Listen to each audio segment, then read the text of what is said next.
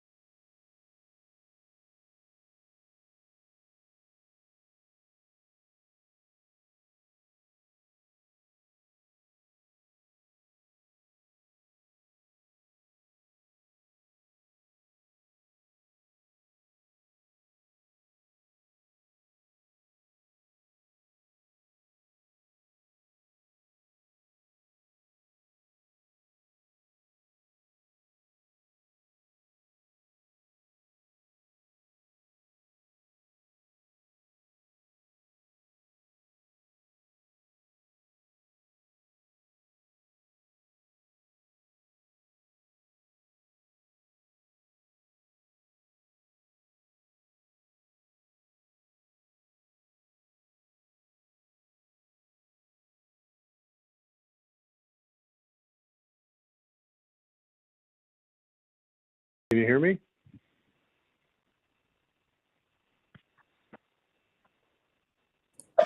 Yes. Okay. I'm having to use my phone for the audio, so I want to make sure it's working.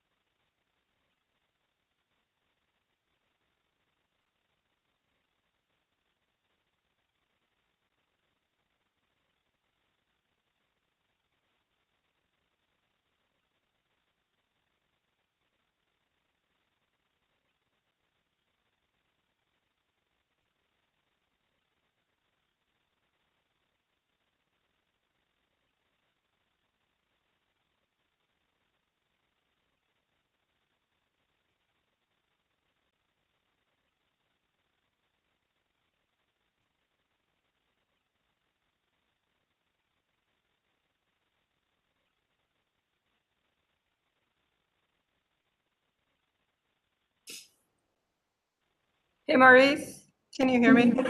Good morning. I can hear you. Can you hear me?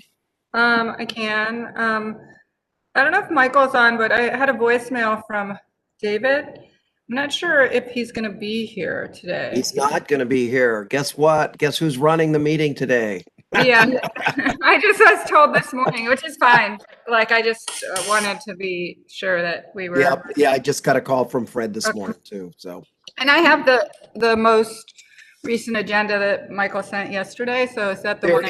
there's one addition that was done just this morning. It was just on mandatory referrals. Okay. Do you want to will you point it out then? Because I don't have it. Yeah, it'll be up on the screen. There's only 2 mandatory referrals now. There was only one before. Now there's 2. So, Okay. and I added it to the screen. So and I don't believe there's a presentation. It's okay. Is Charles Slythe on, by the way? Is he going to be on? That I don't know. Councilman? That's more of a Michael question. I don't Okay. know. The only reason I ask is that there is one item that Horizon? No, that he will have to chair, which is the East 66th Street. Is it on here? I don't know. Are we gonna have to watch a WEWS news feed the entire commission meeting, or? What do you mean? Well, we've got WEWS news channel on here, and we're seeing a live stream of their TV show. That's good. You're kidding. I can see it. Wow. Up and running yet, are we, Maurice? No. Yeah, I've been watching lately, and it's been interesting to say the least. Some of the stories.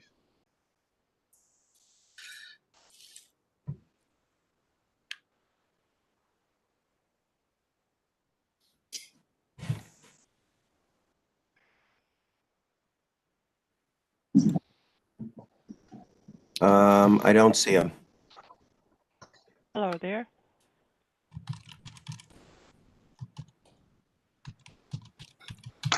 So, hey, Freddie. Yes. When East 66th Street comes on, I'm gonna have to kick it to Charles to chair, if that's okay. Yes. Okay. And I have to recuse myself. Yeah, Oh, and wait I a minute. think they're Wait a just, minute.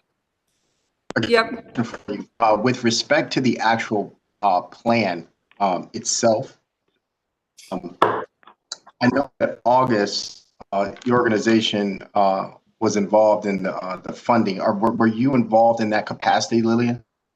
Yeah, the foundation was the sole funder of this phase design. We funded NOACA phase, and it's fine. I think they're coming for information only, and I think you'll be fine if Charles and Stammy, as long as is Diane on too? I think they'll be okay. I think they're just coming for information to make sure that the commission is aware of the street section and everything before it begins engineering. So. That's fine. And Michael. Yes, Stami and Diane are on. Okay. Okay. Michael's on now too, Lillian, if you had a question for him. Oh, no, I just had sent him an email because David left me a voicemail that he wasn't going to be on today, and I just wasn't sure. So. Okay, and lastly, here, Michael, Jason Wood is on the line. There's a mandatory referral that's on the agenda. Maurice has it in the presentation, so you will see it. Just FYI. Yeah, and I let Lillian know as well. Okay. Okay, thank you, Jay. Thank you. I'm ready when you are. So you got 1 minute yet.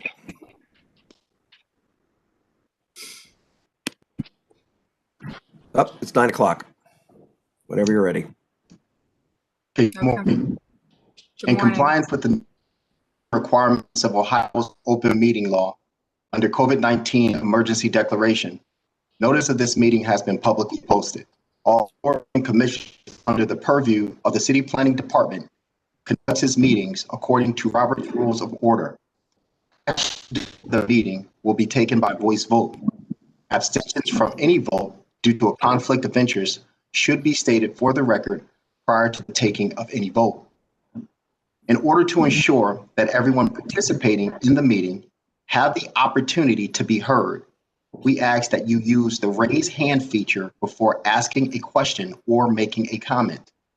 The raise feature can be found in the participants panel on the desktop and mobile version and activated by clicking the hand icon. Facilitator to recognize you and be sure to select unmute and announce yourself before you speak.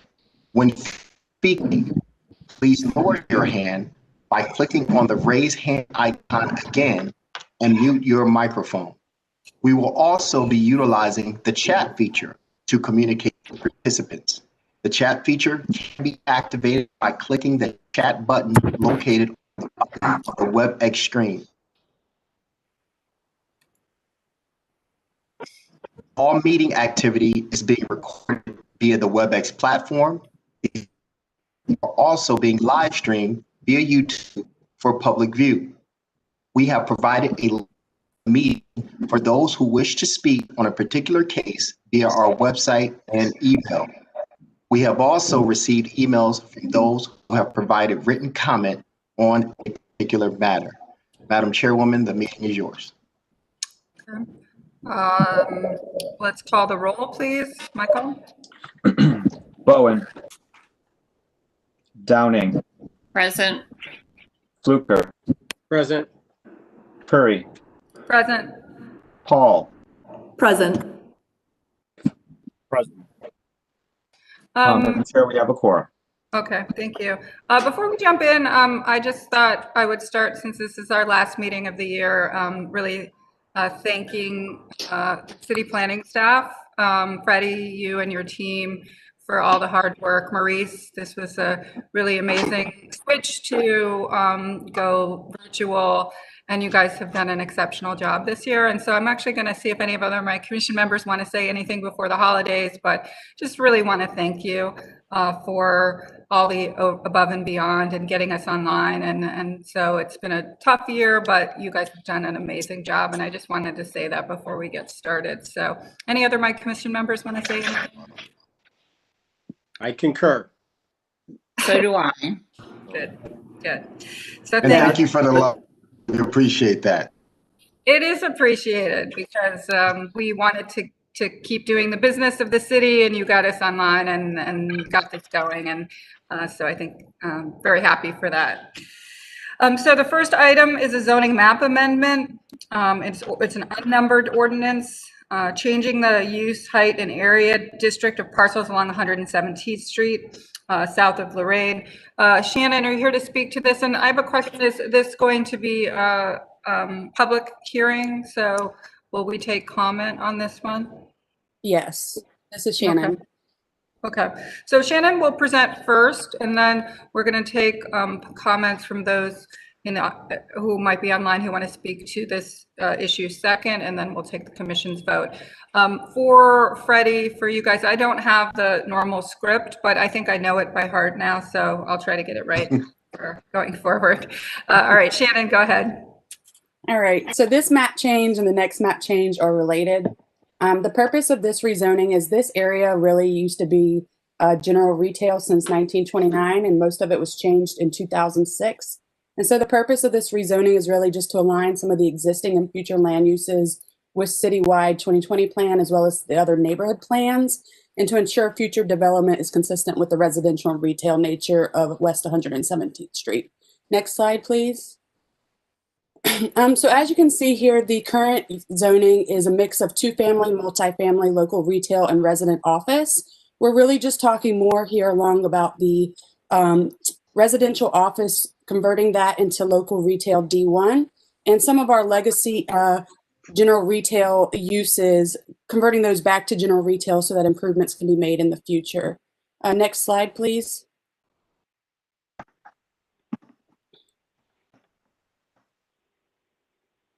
Next slide. I have the picture of the map up. Is that what you wanted? No, the next slide, please. That one?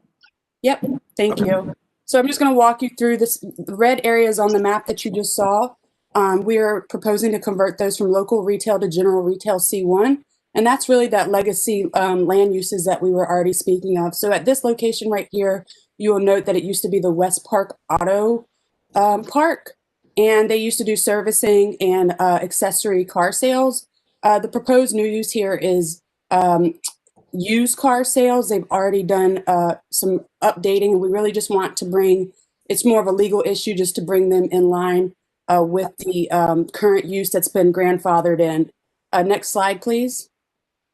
This other section here also is a gas station that's been in the neighborhood since as early as most people can remember. And really, we're just changing this to general retail C1 so that when they go to make updates and improvements to their gas station, they'd be able to do so. Next slide, please.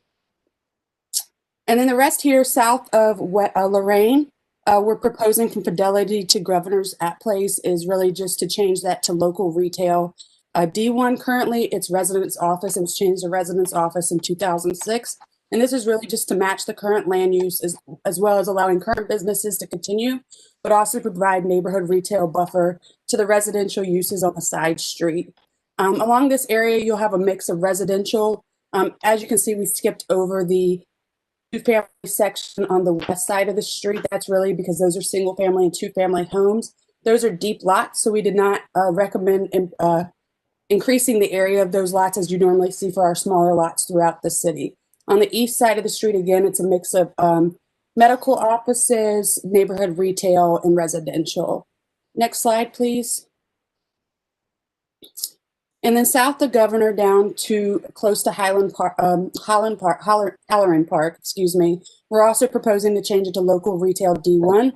And again, that's just to match with the current land use, as well as offer some neighborhood retail in this area rather than the residential office that it was rezoned to in 2006. Next slide, please. And then this is the last section that we're proposing to change to local retail D1. And again, it's a mix of small supermarkets or neighborhood markets, offices, and some local retail business, small retail clothing shops and such. Next slide, please. And then the final section of this map change is adding a 0-foot specific map setback. So north of the purple that you see in the left-hand picture, that is the Lorraine Avenue. That's a historic landmark district, and those properties there come to the property line. And so really we're just, right now there's a 5-foot and 10-foot specific map setback. We're proposing removing those and changing it to a 0-foot specific map setback, really so that we can maintain the character and the walkability of this section that comes in from Lorraine south to West 117th Street.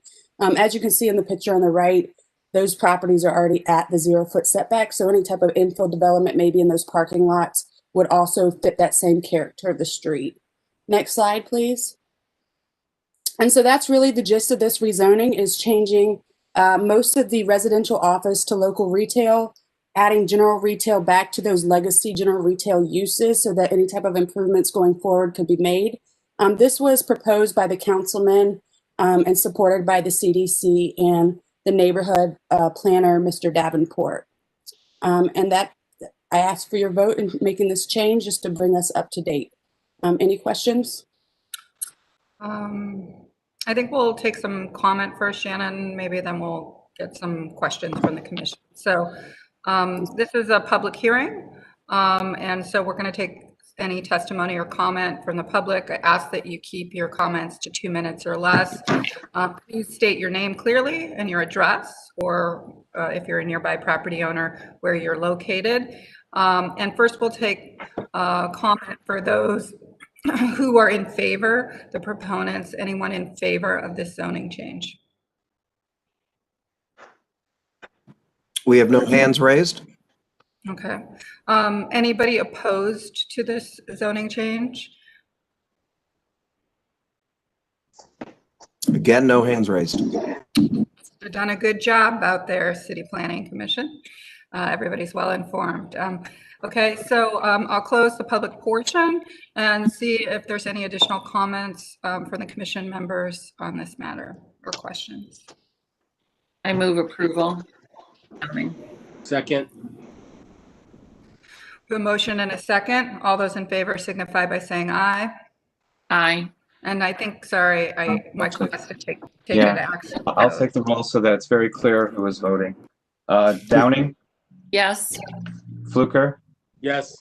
Curry, Yes. Paul, Yes. Slight. Yes. And the second item is related that Shannon's going to do. It's going to be an unnumbered ordinance establishing a design review district along 117th in relationship to this from Lorraine to Highland Avenue. Yep, Shannon Leonard, City Planning. So this is the same area that we just discussed in the previous map change, and we're just proposing to add a design review district. In the last map change, you'll notice that we left out Halloran Park from the rezoning. That's because there is a city-owned fire station on that property, and we had originally thought that we were going to change it to open space recreation to match the park. However, fire stations are first permitted in one-family residential. And so we're proposing here to add a design review district. As you know, design review districts are really to protect the property values and enhance the character and visual image of the streets in our neighborhoods. Promotes dense walkable mixed use. It guides development through the city processes. It promotes sustainability and equity. It's designed to improve the walkable characteristics of all building types, residential to industrial. It's intended for our corridors like West 117th. And it's for all proposals for new construction, exterior alterations, building demolitions, and signs in our commercially zoned areas. Again, this is just a review. This would be in the, we are adding the Halloran Design Review District, named after the park on this street, to the Far West Design Review Committee. Next slide, please. And this is really just to establish the Design Review District. This is to ensure that our new development and exterior alterations will complement and enhance the character of the surrounding neighborhood and the existing businesses. Next slide, please. Again, this is the area, just as you had seen in the last map. All we're doing is adding the Halloran Park here. There's supposed to be some improvements going forward, and the councilman would like that to go through the design review process. Again, these are some of the same pictures from the previous slides. I didn't really think that it was necessary to go back and add every picture along this corridor, as you all probably have a good understanding. Next slide, please. So again, this is the area that we're just proposing the Halloran Design Review District. Again, this was a request by the councilman and the neighborhood planner, Mr. Davenport. Thank you. Okay, so once again, I think this is part of the, would this require also public comment as well? It is a map change, so it could, yes. Good, okay. So we'll also take public testimony, and we will start with those who are in favor of the zoning change. Is there anyone who would like to speak in favor?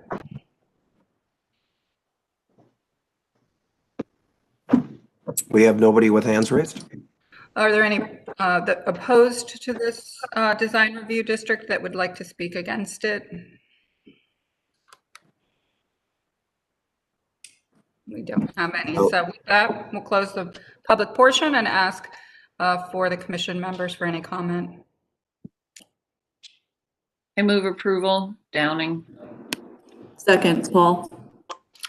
We have a motion and a second. Michael, I'm going to call the roll. Downing, Yes. Fluker, Yes. Curry, Yes.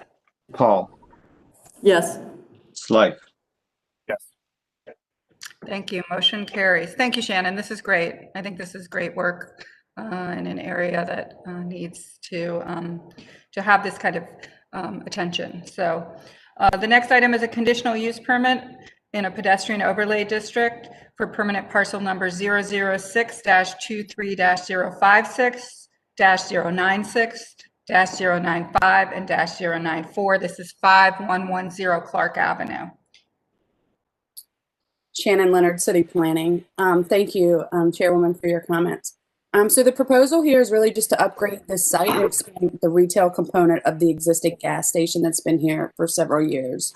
Next slide, please.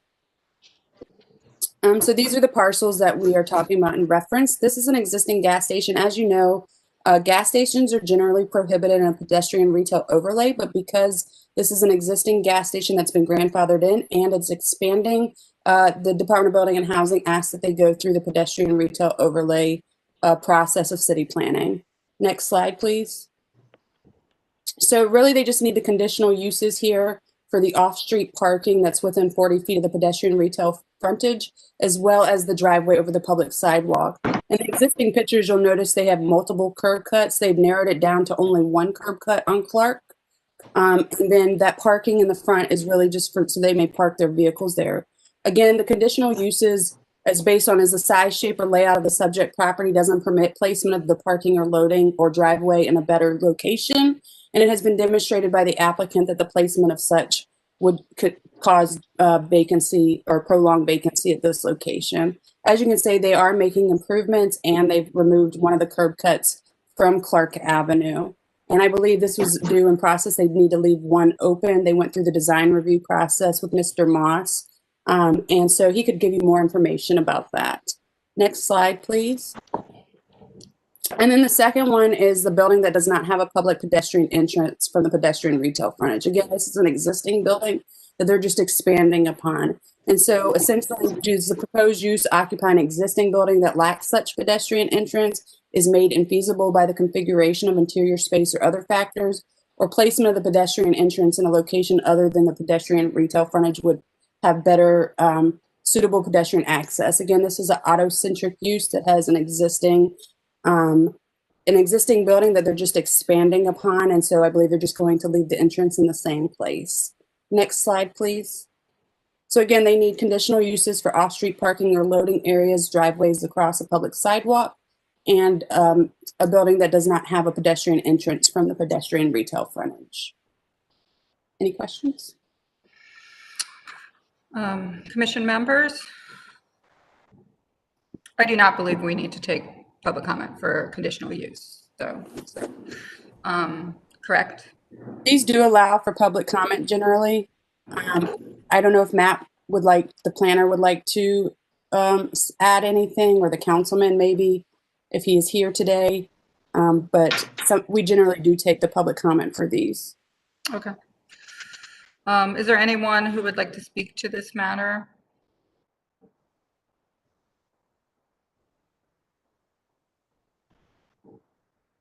Okay. Commission members? Can you hear me? Yep. Yes. I don't know how to raise my hand on this function. I apologize. I'm on like 4 of these platforms. Good morning, everyone. Councilman This is Barry McCormick. McCormick. Good. What's that? I was going to say, we can't see you, but we hear you. Go ahead. Good. I appreciate your time this morning. I've got a couple cases on, and Shannon, as always, thank you for your work on these projects. My commission members, again, I appreciate the city working with the applicant here. This is the very western, part of the western corner of my ward. Yes, I do go to 52nd and Clark, as well as East 40th and Lakeside, and so I support this conditional use request. Again, there are significant improvements, I believe, being made to the building, as well as the flow of the property as it relates to Clark. So I support this project, as I believe, in addition to the investments in public infrastructure being made on Clark, this will also be an improvement. Thank you to the commission. Okay. Thank you, Councilman. Good to have you. Commission members? I move approval. Downing. Second, Paul. 2 seconds. Michael, you want to take the roll? Downing, Yes. Fluker, Yes. Curry, Yes. Paul, Yes. Slife. Motion carries. The next item is also a conditional use for permanent parcel number 007-05-009. It's the address is 3701 Lorraine Avenue. Shannon? Yep, Shannon Leonard, City Planning. So the proposal here is really just an adaptive reuse of a former video store to a walk-in retail family dentistry office. This is a Metro Health project. Next slide, please. So the location here, you will notice, is on the corner of Lorraine, and the properties there on the bottom is in red. Next slide, please. So the first conditional use that they need is off-street parking. Again, they're proposing parking within the first 40 feet of the pedestrian retail frontage.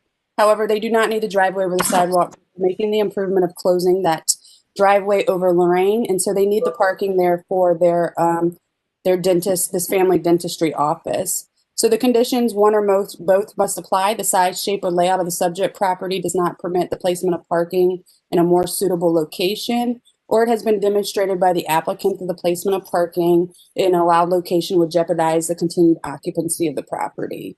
Next slide, please. And so these are the existing conditions, just to give you an idea. Again, they're closing that curb cut, adding fencing and landscaping, but they do need to put the parking within the first 40 feet. Next slide, please. The second conditional use is a building that does not have a public pedestrian entrance from the pedestrian retail frontage. The proposal here is to place it facing the parking lot, but quite close to the sidewalk on Lorraine. The issue here is an architectural issue, something within the inside of the building. There's a grade difference between Lorraine and the building itself. And because this is an adaptive reuse, the applicant is proposing the entrance at this location. Again, the conditions for you to approve these conditional use is that the proposed use will occupy an existing building that lacks such pedestrian entrance, or that a conforming entrance is made infeasible by configuration of an interior space, or placement of the pedestrian entrance in a location other than the pedestrian retail frontage will result in a more suitable pedestrian access. Next slide, please. And again, oh, can you go back one, Maurice? And again, this is just giving you some more pictures of this location and where they put the entrance in, as well as what the building is currently, how it currently looks and what they plan to do. Next slide, please. And so basically they just need the off-street parking conditional use because they are within the first 40 feet. And they also don't have a specific pedestrian entrance right there on Lorraine. I believe that there is a representative here from Prospectus Architecture, as well as this went through Mr. Moss's design review district. And there may be a few other people that are with this project that would like to speak on this conditional use. Okay, thank you, Shannon. First, we'll take any comments or questions from those in favor of the matter. So any people who would like to speak for this project? We have Mr. Brunches from Landmarks Commission. Good morning, Carl Brunges, Landmarks staff. The Landmarks Commission approved this project for Metro Health Family Dentistry on November 12th, 2020. The applicants have worked with Ohio City and City Planning to address the pedestrian retail overlay, and they have made changes to meet the spirit of the PRO. The Commission supports the conditional uses. Thank you. Thank you, Carl. Anyone else? Are the councilmen still here? We have we have Councilman McCormick, and we have Donna Gregonis from Ohio City. I think I did the raise my hand. Did I do the raise my hand? You did. You got it. You know, even an old dog can learn new tricks. Thank you. So thank you, Madam Chair, and to the commission for hearing this morning. As many of you are going to be familiar with this site, site has had quite the history in the neighborhood. This was first a proposal for permanent supportive housing, followed by a McDonald's proposal in which we had years of litigation and protests around. So this site has gone through quite the ringer, and the community is very, very excited that at last a use like Metro Health that will provide an accessible amenity to folks of all different income levels will be taking over this space. You know, we just cut the ribbon a few months back, Madam Chair, on the brand new health center a few blocks down, and this really enhances access to dental care for the community.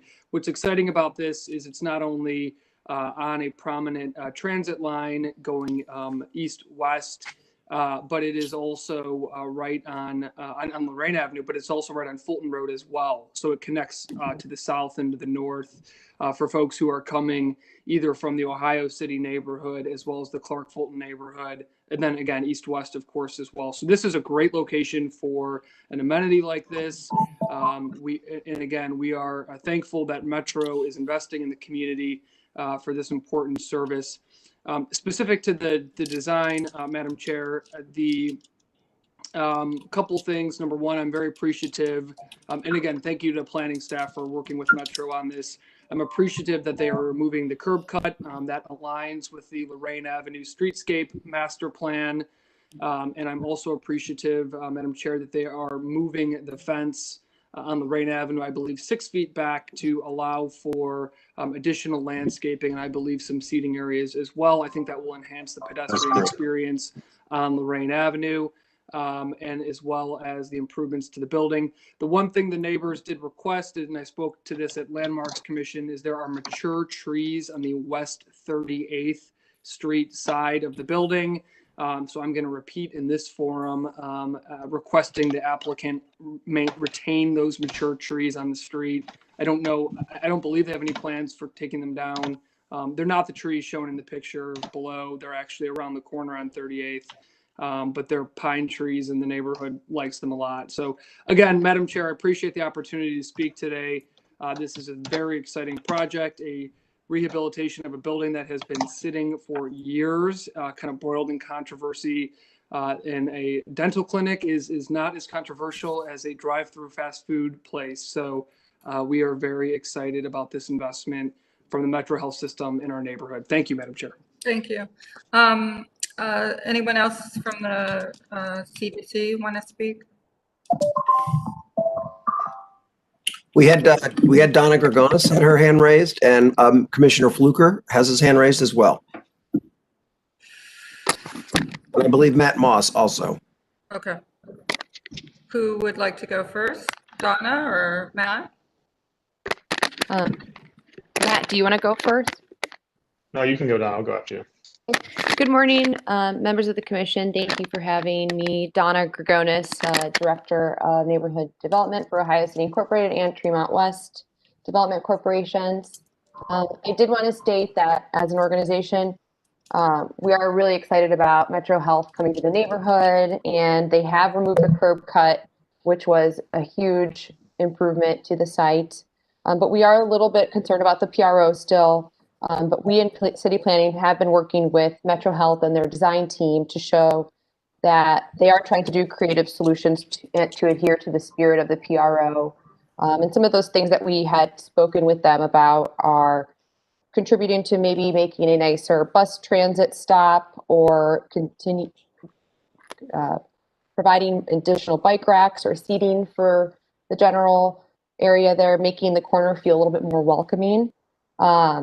It is important to note that in a couple of years, the Lorraine Avenue streetscape plan will be there, and there will be many more people working and being in that area, and make sure that they comply, because this will be an important corner for that Lorraine Avenue streetscape in a couple of years. And our preference was to have a door on the front of the Lorraine, on the Lorraine frontage side of the building. They did move it closer to the street because of that request. So we do appreciate that. And they have made some efforts, but again, we just want to make sure that they do adhere to some of the creative solutions that we were suggesting in this PRO district. So thank you very much. Thank you, Donna. Matt? Thank you, Madam Chair. I'm trying to bring up some slides that I prepared. They weren't included in the presentation, so I'm not sure if I'll be able to share them. But I had prepared some material to discuss the PRO. Try it now, Matt. Let's see. Yeah, it's only letting you share file or a new whiteboard. Oh, wait a minute. How about now?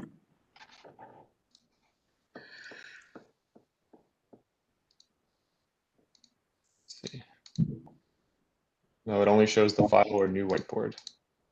I just lost. Right. Well, maybe just to keep things moving, tell us what your points are. So when we first had this case come through, as Shannon and Carl spoke to, it was touched upon by a variety of reviewers, the Landmarks Commission, City Planning, as well as the Development Corporation. And the issue with the two PRO issues that we identified, the entrance and the parking in the first 40 feet, the applicant demonstrated evidence that the entrance could not be located on Lorraine because of the existing layout and floor height of the building. And that was deemed, that evidence seems sufficient to staff in order to support that conditional use. However, I still have some concerns about the compliance with the PRO intent of the PRO and the language of the code in terms of prohibiting parking within the first 40 feet. We've made over the last few years in partnership with Ohio City Inc. as businesses develop and change or expand along Lorraine to make efforts to make sure that improvements that they make to their property or changes of use are supporting the intent of the PRO. And so that includes closing curb cuts like this project is presenting, but also enhancing that street presence. The reason why we prohibit parking within the first 40 feet of the PRO frontage is to make sure that that frontage is supporting walkability and pedestrian-oriented retail.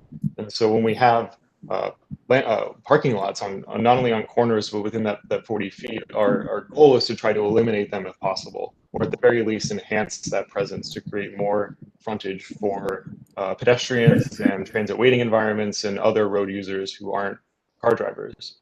And so we spoke to this team to see if there's a way we could expand not necessarily the sidewalk here, though that would be wonderful, but to expand that environment in terms of adding more landscaping, potentially adding more pavement to enhance the transit waiting environment, and just enhance the PRO frontage on Lorraine like we've done with other businesses and other properties along the corridor. Perhaps the most successful one, which I wanted to present an image of today, would be the Forest City Shuffleboard. That was a building renovation that had a parking lot on Lorraine right next door. They removed that parking. We located parking elsewhere, actually on a land bank parcel. And that allowed them to not only expand their building frontage, but provide pedestrian space. There are some shuffleboard courts now on the street instead of a parking lot. And we recognize that we don't have that same situation here, but because parking is prohibited in the first 40 feet, we recommended that 10 to 20 feet of the parking lot be converted into further landscaping and pavement in order to enhance the transit, not only the transit waiting environment, but the pedestrian experience walking down that sidewalk.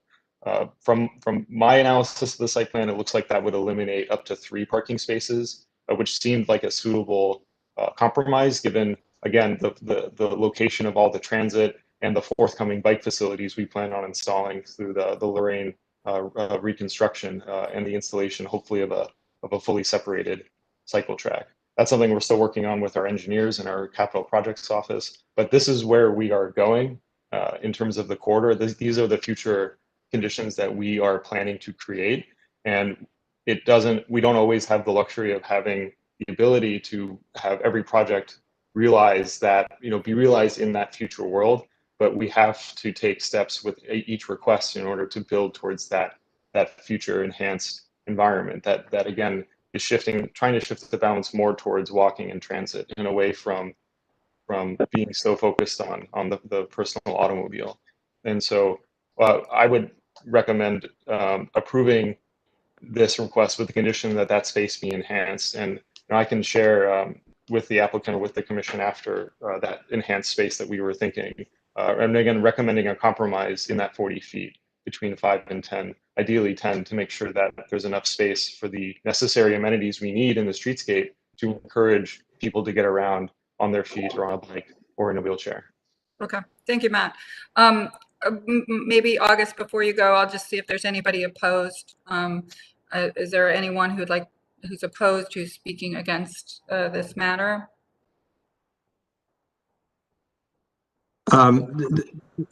This is Greg Zuka with. Okay, you're speaking for it, I assume. Go ahead. Go ahead, Greg. I think he's having some connection issues. Okay, yeah, I see. He's on my screen. Okay, well, I'm going to assume Metro Health is in support of it. We lost him. So anyone opposed who would like to speak? And I don't think so. So then I'm going to kick it to the commission members. In August, you're first. I appreciate Matt's explanation of why the door can't be on facing the public right of way. And I agree with Matt's assessment of creating a more inviting and engaging environment.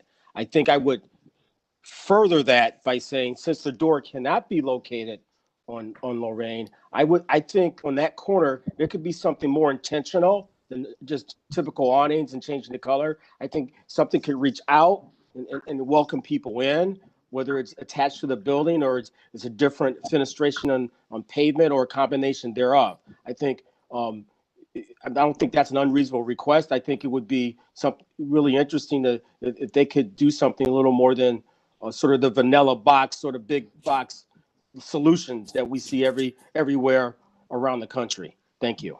Okay, thank you, August. Madam Chair, we have Councilman Slife and Shannon Leonard. Okay, Councilman. You're muted, sir. That was my Kerry McCormick impression.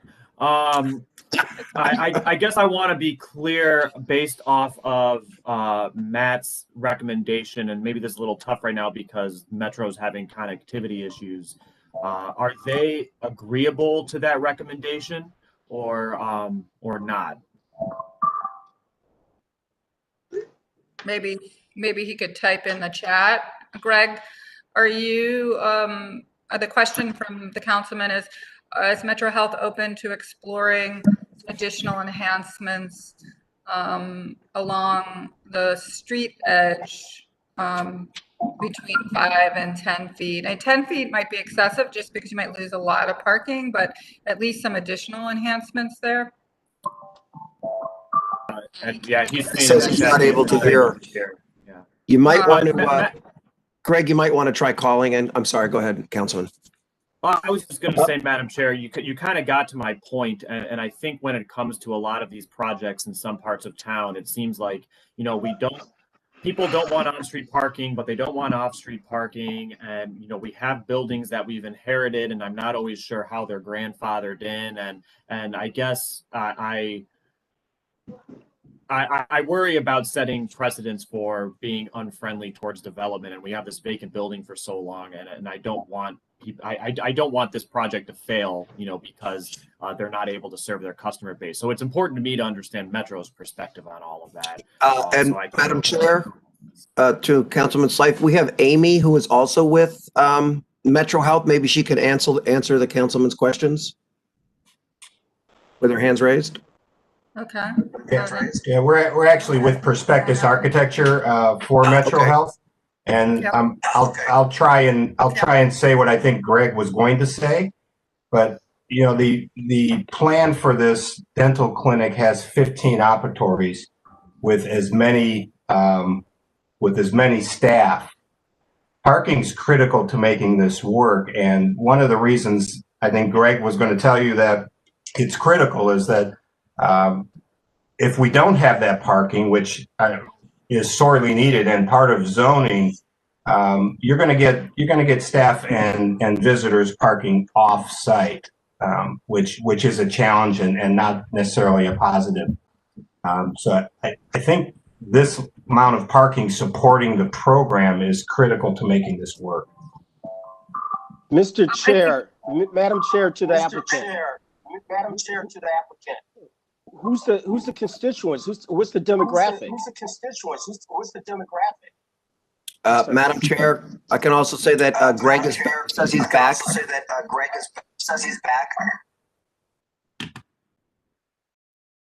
So I apologize. We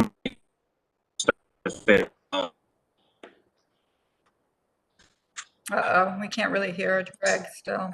Greg, sometimes it helps if you cut your video feed so we just have your audio. Sometimes. No, it doesn't sound like it.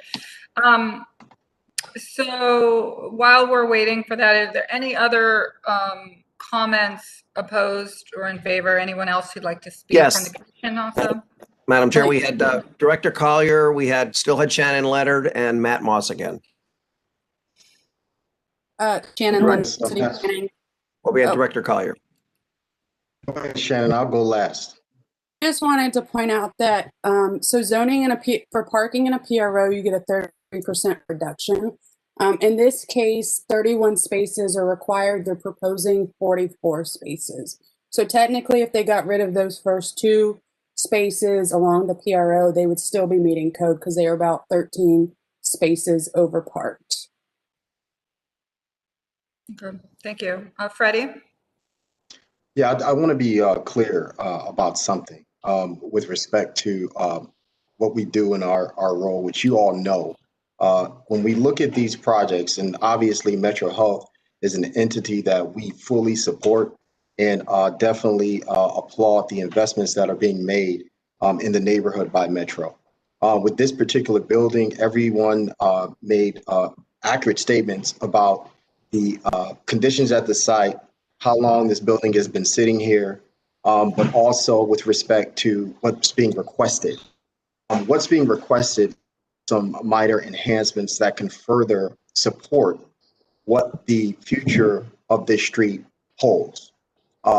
What's being asked, I don't think is far-fetched at all by adding some additional space to improve that pedestrian experience, given this building is at an interesting configuration. I never liked the configuration of this site. This sits at the corner of two pretty much main streets. And the architects did a really great job of eliminating that curb cut, and that's in large part because of the PRO requirement.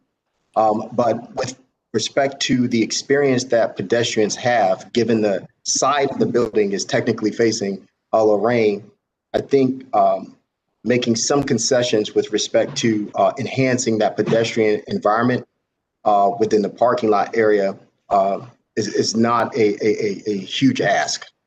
So I'm interested to hear with respect to the hospital, the willingness to flex a little bit on that recommendation. Thank you. Okay, thank you. Madam Chair, Greg appears to be back again. Greg. Let's try this one more time. I'm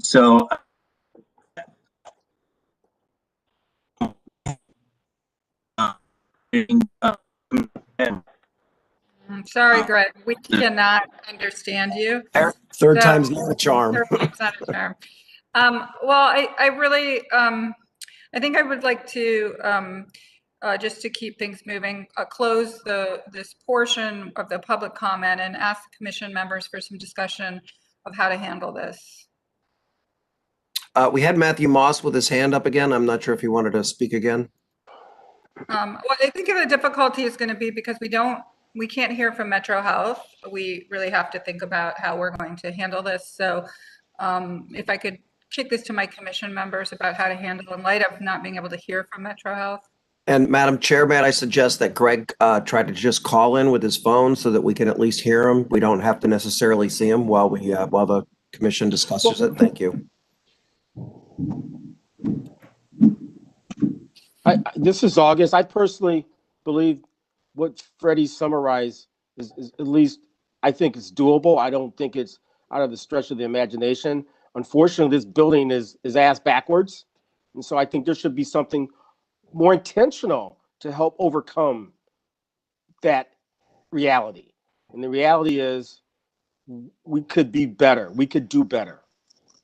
This building's not about the building. It's about people. It's how people move, how people wait. I got to believe there's going to be a fair amount of people walking here or getting off the bus to go here. So that's just my opinion. Thank you. Okay.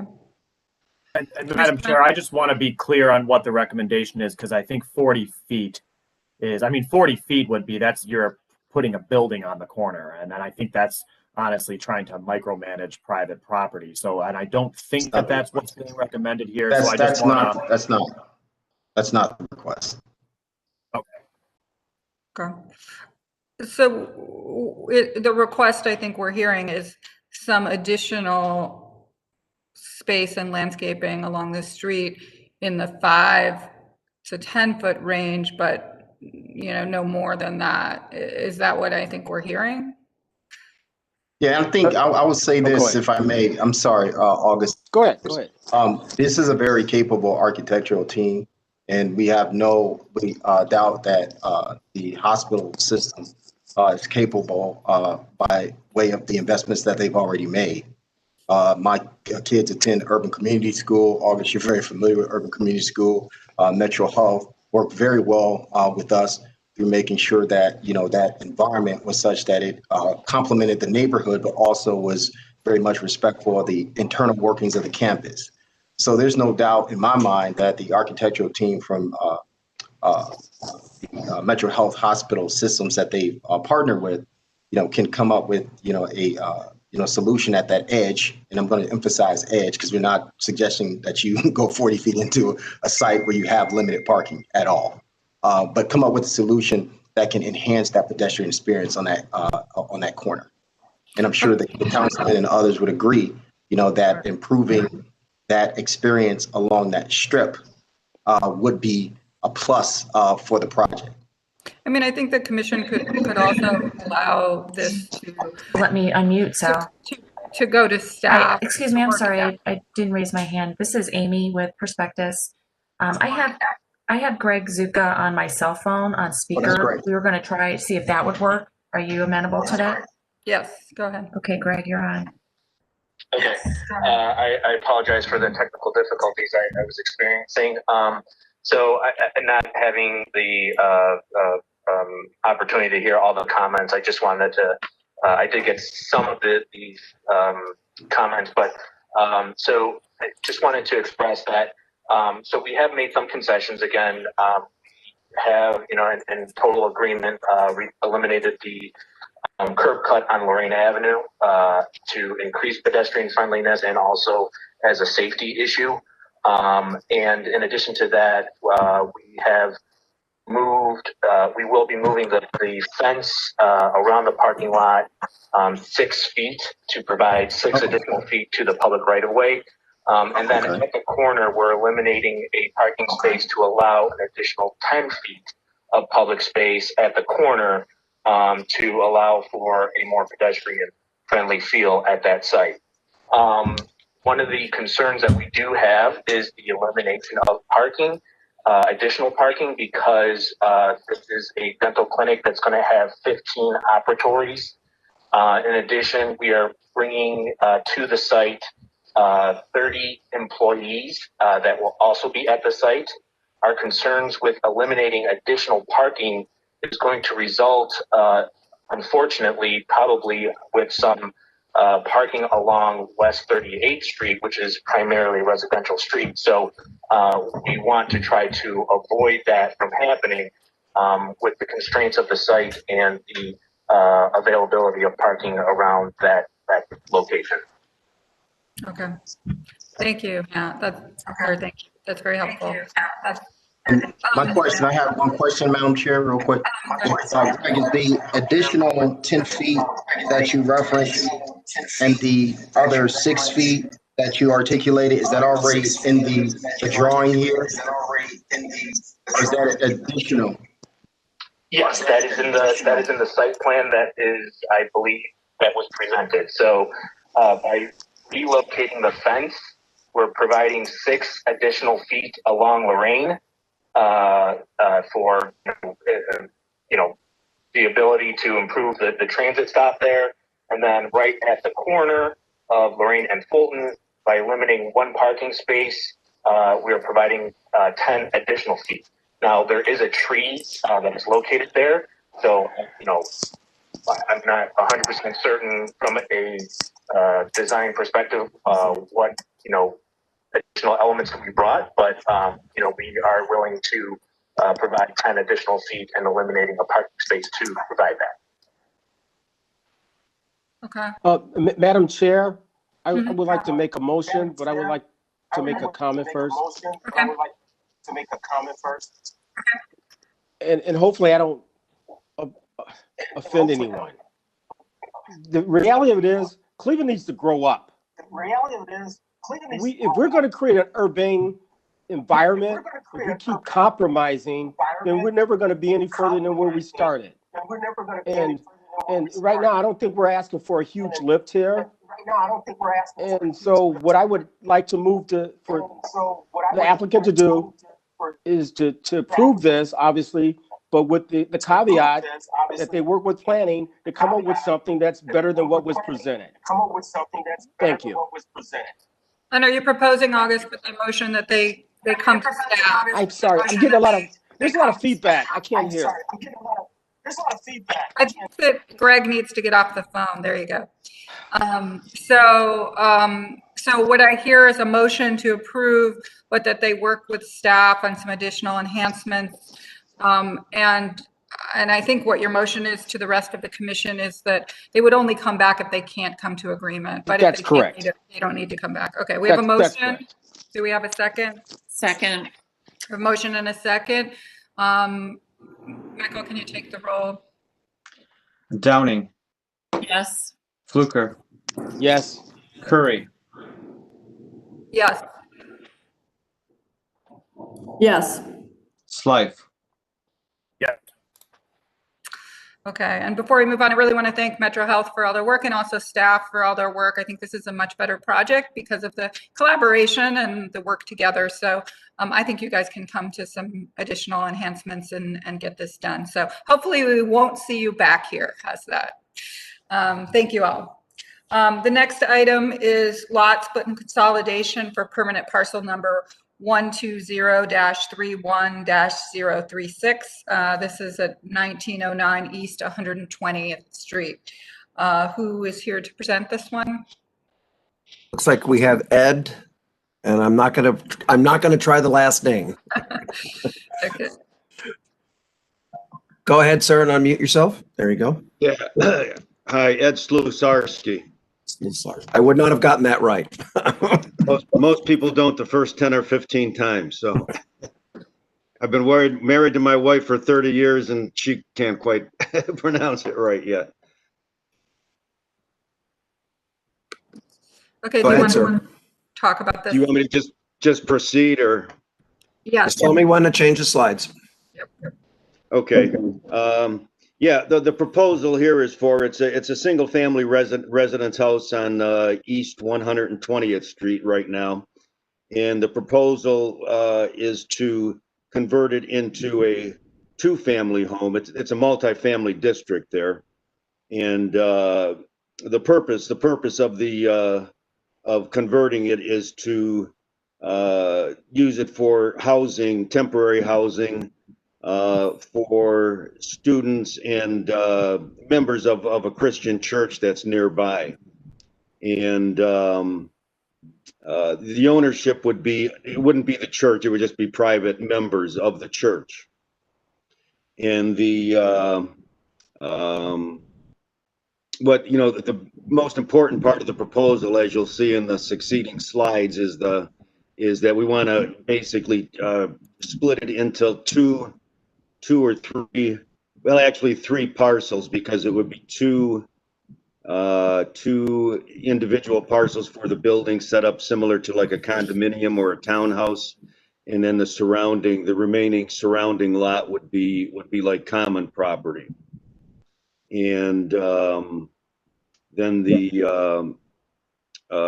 each unit would be roughly about the same size. They'd have, I believe we have like five bedrooms in each unit.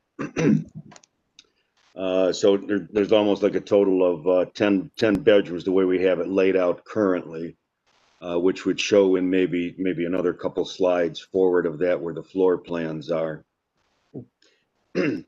And as you can, the initial, or I think that the second slide, if you can maybe go back to that one showed, you know, the amount, that pink area is basically the amount that we're expanding beyond the existing building right now. And the height of the building will remain about the same. You know, we'll adjust the roof line so it stays within the 35-foot maximum height for that area. And there's also a similar, if you scroll through maybe towards the second last or the last one, there is there should be some more slides after that one, I think. Yeah, that's showing basically the neighborhood, and the slide on the lower right there shows a property that is similar that they parceled off. It was apparently a single family or maybe a multi-family building originally. I didn't have time to get the actual plat from when it was divided, like, you know, I think back in 2012 or something. But it's basically the same thing that we're trying to achieve here. It is on it was originally a single lot, and they parceled it off into three parcels, being, you know, one unit of the building, a second unit of the building, and then the common property surrounding it. And I believe that the site plan shows kind of how they configured it, from what I could gather from the you know, the county website, without actually going, you know, getting the actual plat for the property. And then if we look, if you want to look a little closer at the floor plans, or maybe the front elevations, we haven't looked at those. That'll probably be, and that's probably kind of an important issue.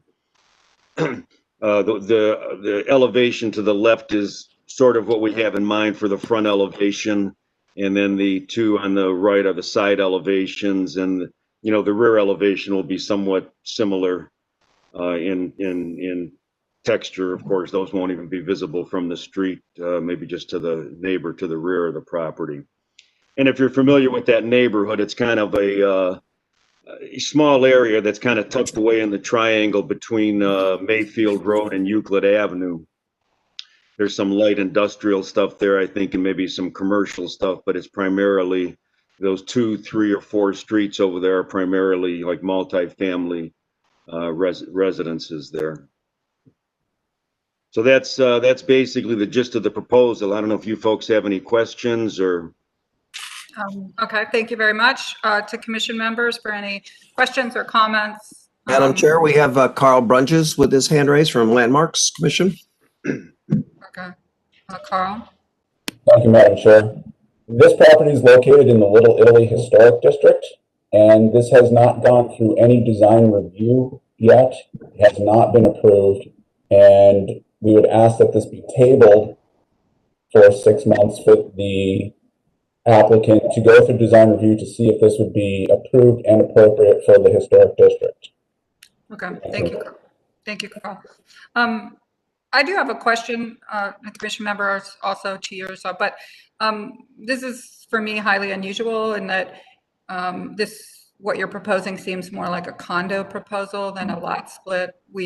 I've never seen a lot split like this before, so I am very confused, and it really to maybe more to staff about how this got here, because I have never seen a lot split like this. This is really a single site that has multiple units that would have a condo association with them.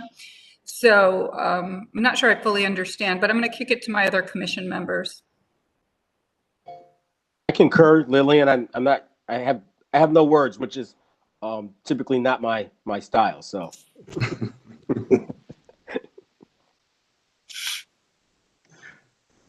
I move that we table it for further review by other bodies, potentially Landmarks. And I ask also that city planning staff really work with this applicant to see what they're trying to do and then support them in the proper kind of solution. This is not, you know, for me, there are solutions for this, but this is really not the one that should be before us. Madam Chair, the applicant also would like to respond. Sorry, August. Okay. Yeah, perhaps the way we're proposing it as a lot split is kind of a misunderstanding on our part of the type of property that we're trying to put together here. We're, again, like I said, we were kind of patterning it after that other property that was at, I believe it's 1918. I think it's 1918 East 120th Street.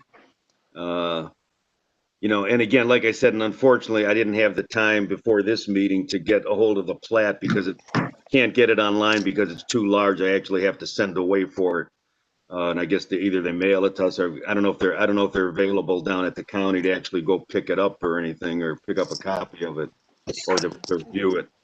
Okay, thank you. So I have a motion from Diane to table. And second. Well, I'm sorry. And a second from August. Yeah. Commission members.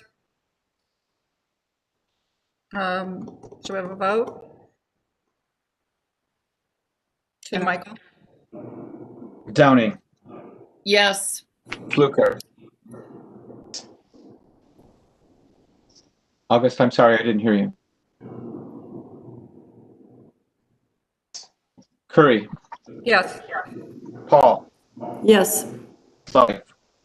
Yes. Okay. So the next item is another lot split, permanent parcel number 00223-018, 19 and 20. This is 1666 and 1670 West 69th Street. And looks like someone is here from Detroit Shoreway to speak to that. And we also have Adam Davenport with his hand raised. Hi, everyone. Thank you. Michael Engelhardt, Housing Director, Detroit Shoreway Community Development. Thanks to the commission for allowing us to present this today. Essentially what we have here is a split of a lot that we would be splitting to provide off-street parking to a northern neighbor and a southern neighbor. 1668, 9th being the lot that would be split. The motivations for this are really twofold. One being to parking on a heavily congested street. The second being is honoring a commitment that we made to the southern parcel owner that we would work with them to acquire this 1668 West 69th parcel for off-street parking purposes. 1670, the southernmost property there, was a condemned structure back in 2014. And part of the verbal agreement we had with them was we would support them in their endeavors to secure parking with the understanding of their efforts to preserve this historic or the structure. So that's the motivation here.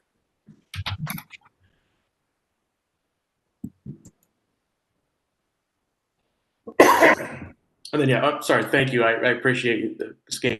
These are the first picture that you just showed is the southern 1670. The other one is an exterior photo of 1660, which is to the north.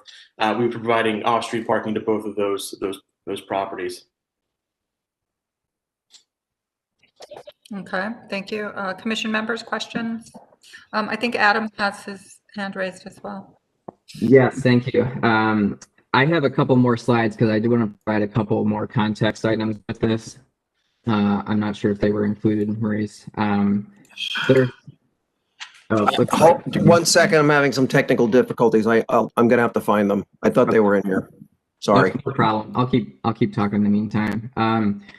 This house that you see on the screen right now was a renovation proposal that came to us through Building and Housing. When we talked to them, they also expressed interest in off-street parking. Per our code, this is a kind of a substandard lot. And although they have a parking pad in the front, they expressed interest for off-street parking in the back. Okay, thanks, Maurice. So for some context, this lot is about a 7-minute walk from Gordon Square proper. We worked with the applicants to display that on the lot in question that is being discussed to be split, that it is a regular size lot for the neighborhood over there, and it should have a new single family dwelling unit in the future. This is a lot that would be in demand market value if this was on the market.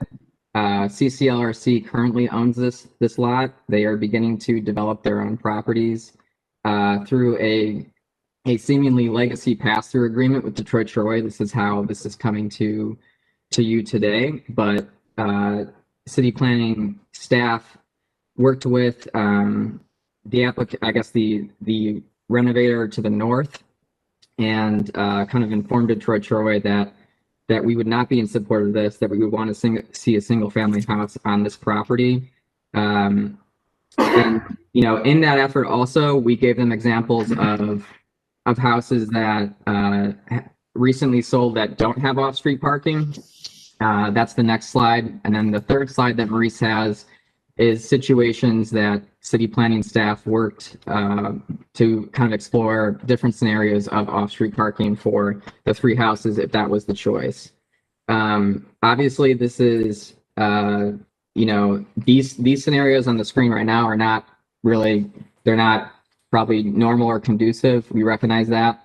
That's why, we would prefer just to see a regular single family house on the lot. The rehabbed house to the north still has off-street parking in the parking pad. But I don't think all three kind of requirements of off-street parking for all three houses would ever be satisfied under many scenarios.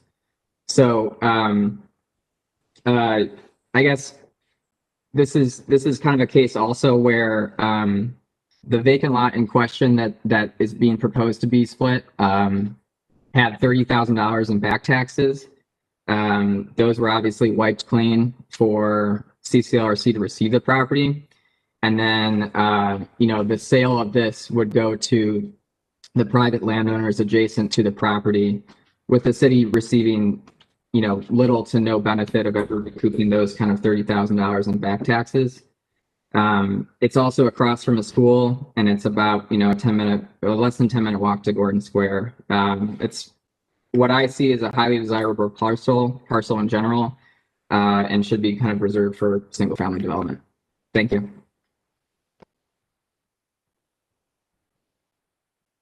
Okay, I think that's all the hands we have raised. Commission members, unless there's anyone else. Possible to provide, but I do know Council Member Spencer provided a letter of support. I'm not sure how those are typically handled here, but I just did want to add into the record here. Thank you. That's important. So, commission members. Maurice, can you We go have back? Councilman Slife. Go ahead. Go ahead, August. Go ahead. To the proposed lot split. I'm sorry, which slide? I didn't hear you first. The proposed lot split side, the plat. The first one. That one? Yeah, thanks.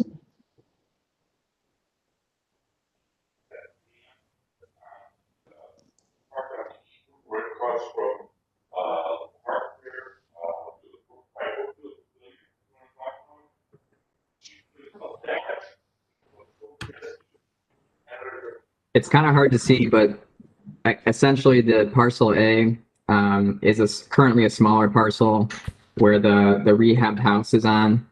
The middle parcel, unnamed at this point, would be a typically dimensioned lot. Parcel B has an existing house on it that an owner lives in and has lived in. And so this lot split proposal would prevent any future development besides just parking.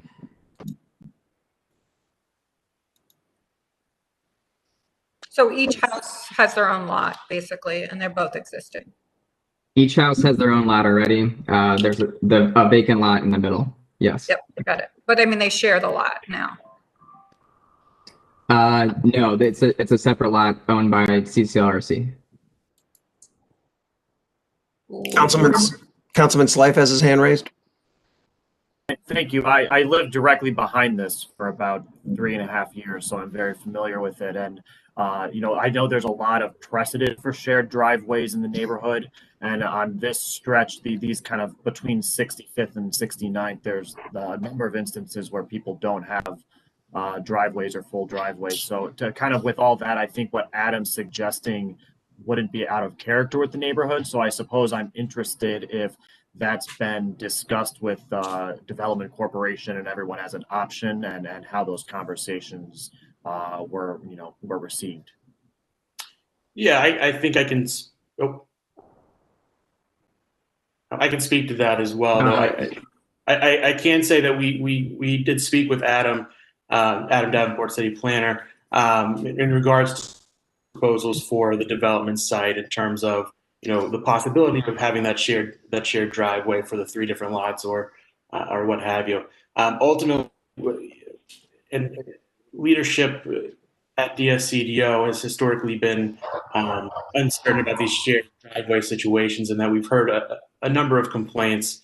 Or I don't want to overstate it, but we do know that they do sometimes lead to issues in the neighborhood, and so a desire to avoid that. We also thought it would be a real challenge, right? I mean, we can certainly sketch that up, but in practice of getting that shared driveway for 3 different lots, I think would be considerably challenging given the size of the lots in question. I think that's all accurate. And to Councilman Slice's point, we see a few shared driveway situations when we review new house proposals and in city planning. We don't see too many. I guess the sketches on the screen before were exercises in displaying that this theoretically could be done, although it's probably, it probably would not happen where all three houses would then have off-street parking.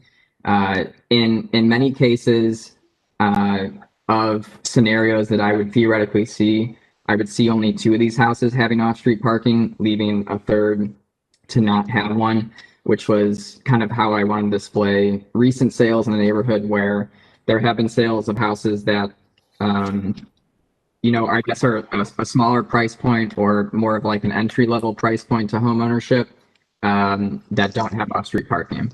I think our main concern here is, not necessarily getting shared parking, but kind of losing the street wall fabric of another house potentially in the future. This is a hard site, guys. This is August because of the kink in the road, the dog leg. I gut feeling I don't generally have an issue with what you're proposing, and I agree with you, Adam. The likelihood of what you're proposing happening is probably remote. And if this weren't a kink in the road, I probably would totally agree with you. So this is, I don't have an issue. I'd like to hear from the other commission members. Any other commission members?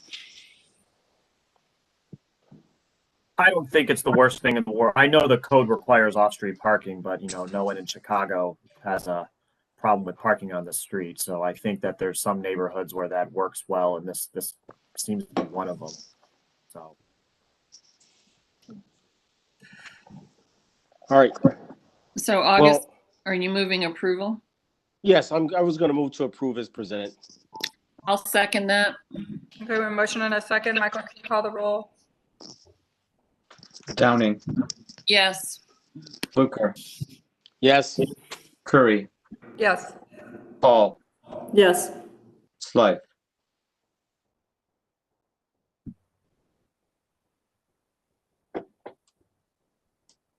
Slide.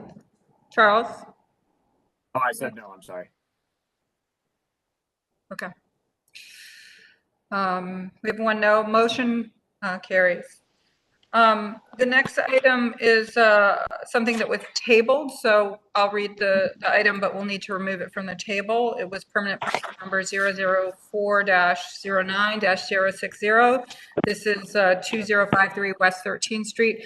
Can I have a motion to remove it from the table? So moved. Second.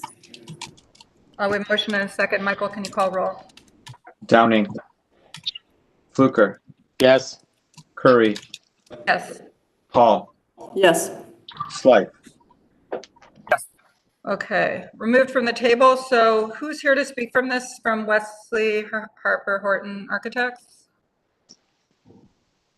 And we have Wesley Harper. Good morning. Thanks for having me again. So yeah, it was presented last month, and there were some questions raised about, the sequencing of the lot split for this project. Typically, when we approach you with a lot split request, we have a final design together for the project. In this case, what we're looking to do is take the existing parcel. Next slide, please.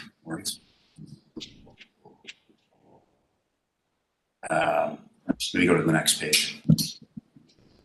Yeah, so currently, we have an existing parcel that is along Abbey between West 13th Place and West 12th Place. And so the idea is that we'd split off a vacant portion of this parcel to then market it as a custom home site.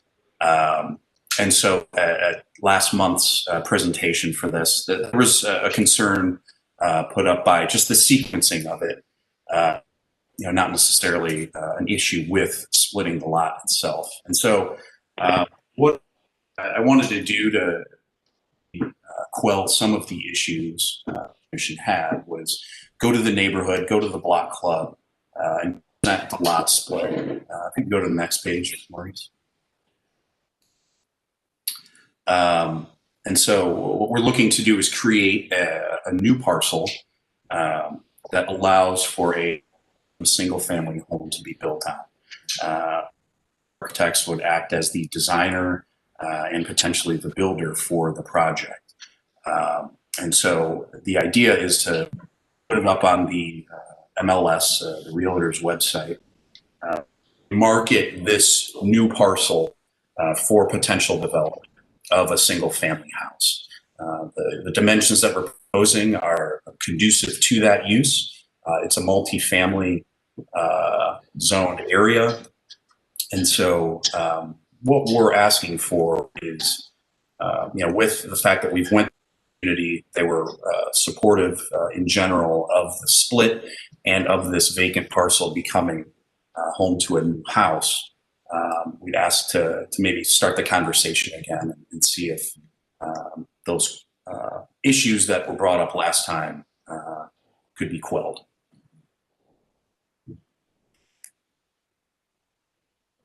And so what we are proposing is a single family house. We go to the next page, Maurice.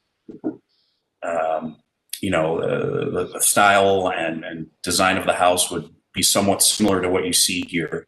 We'd of course go through the typical design review process and Board of Zoning Appeals and the typical process. But what we're asking for, we recognize it's a little bit unique. It has happened in the past. But we're asking to get the lot prior to an actual final design of the house. So with that, I'd open it up to questions. I don't know if the lead from Tremont West is on the call, but he could speak to our community outreach for the project.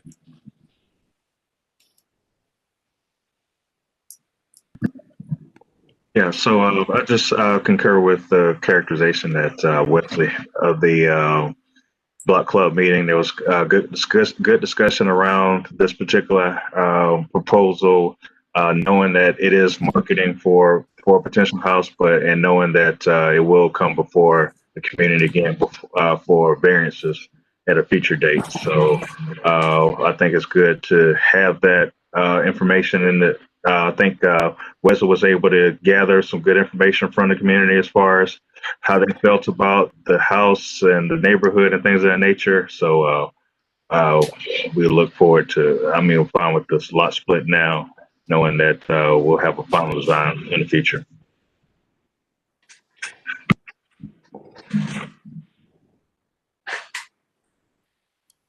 Commission members?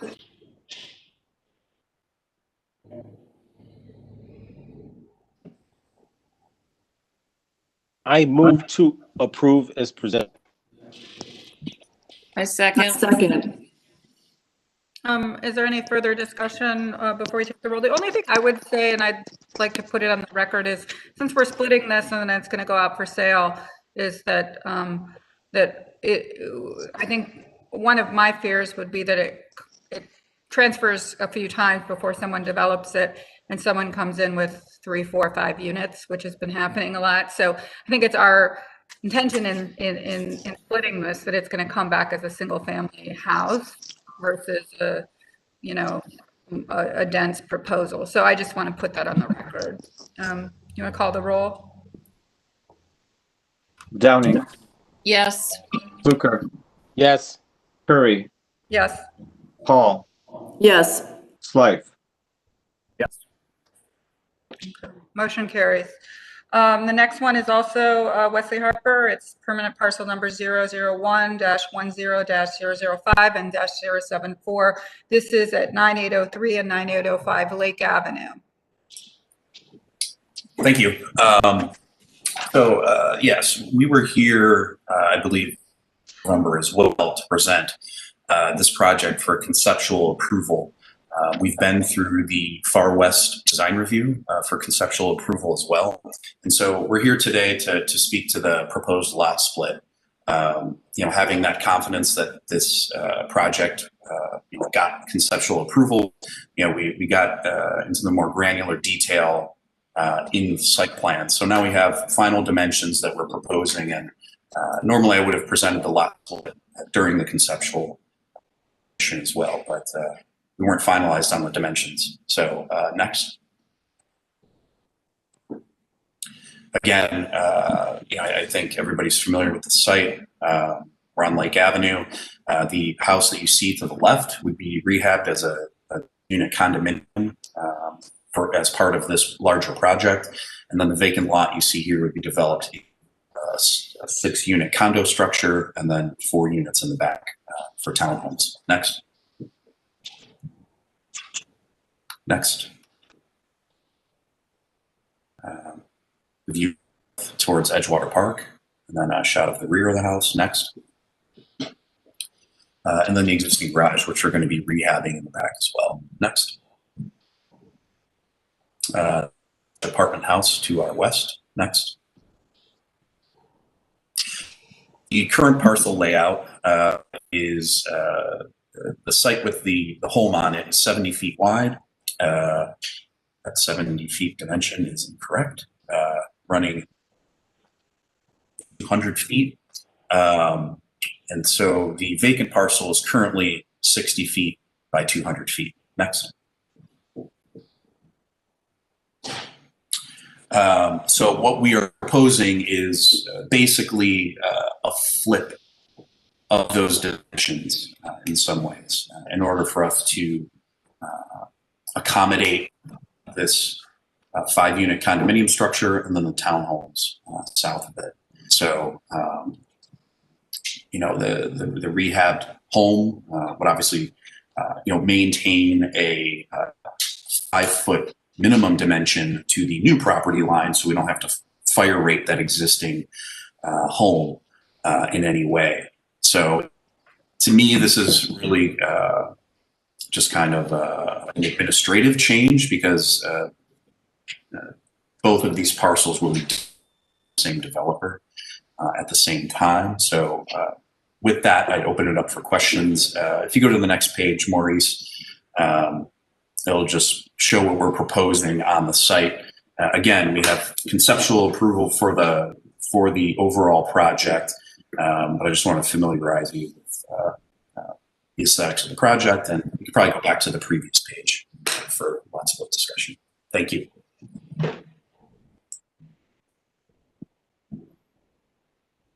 Commission members? I move approval. Second. We have a motion and a second. Any further discussion? Okay, Michael, can you call the roll? Downing, Yes. Fluker, Yes. Curry, Yes. Paul, Yes. Slife. Yes. Okay, motion carries. Thank you, Wesley. Thank 2 mandatory referrals. The first one is 962-2020. This is supporting the establishment of a statewide network of state and U.S. bike routes. This is exciting for me, so I can't wait to hear about it. Who's presenting it? Do we have Callie Messerman here, staff planner? Yep. Hi. Marsman, the bicycle pedestrian coordinator with the Cleveland City Planning Commission. Slides, if you could advance. Thank you. I'm excited to share with you today an initiative that the City of Cleveland is working on with the Ohio Department of Transportation. ODOT is undertaking a process to designate a statewide system of state and U.S. bike routes.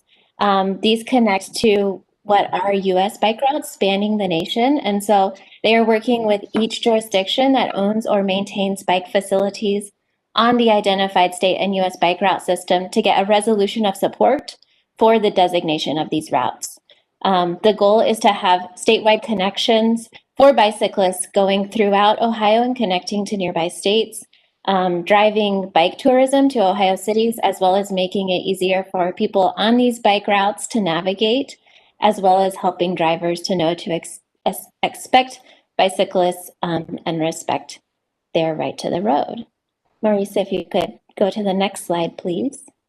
As you can see here, there's across Ohio, knitting these bike routes together. In different parts of the state, the routes are different bicycle facility types. So in some places, as we talk about the specifics in Cleveland, we have trails in place. In other parts, there are bike facilities that require cyclists to share the road. But the ultimate goal is to have a network of signed and designated routes connecting people, as I said, throughout the state and to other parts of the nation. Next slide, please.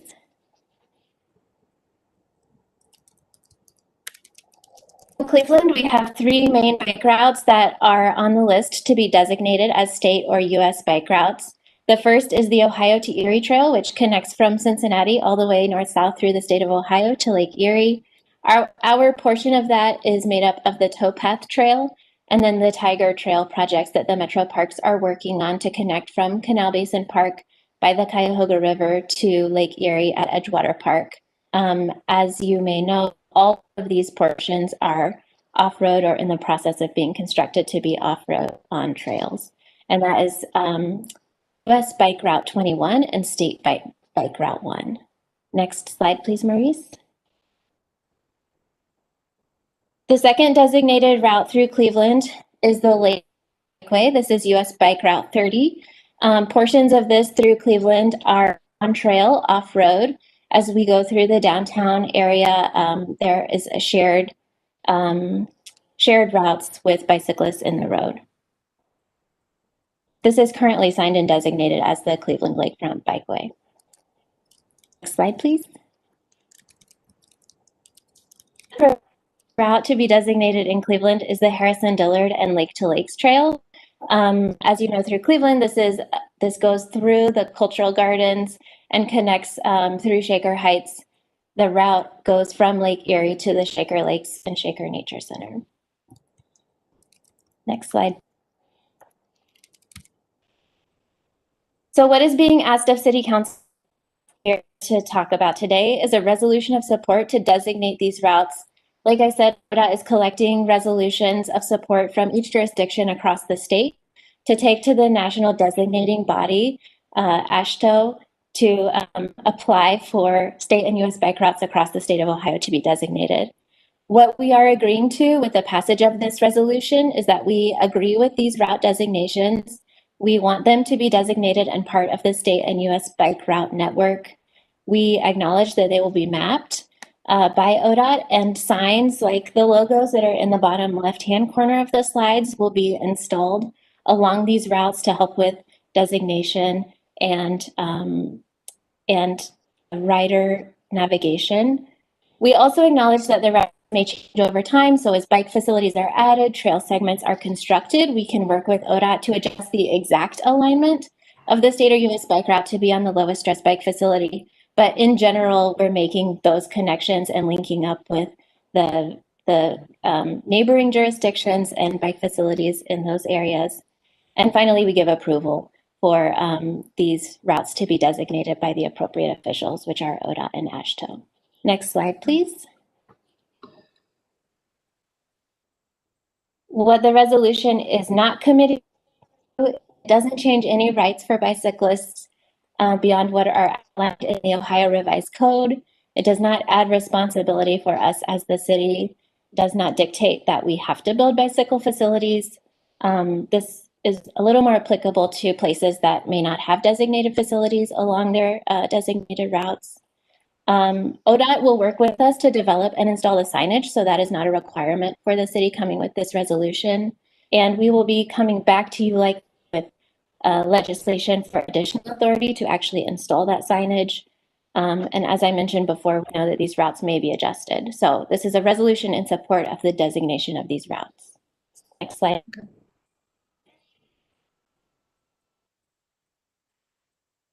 This shows the expect through the statewide designation process.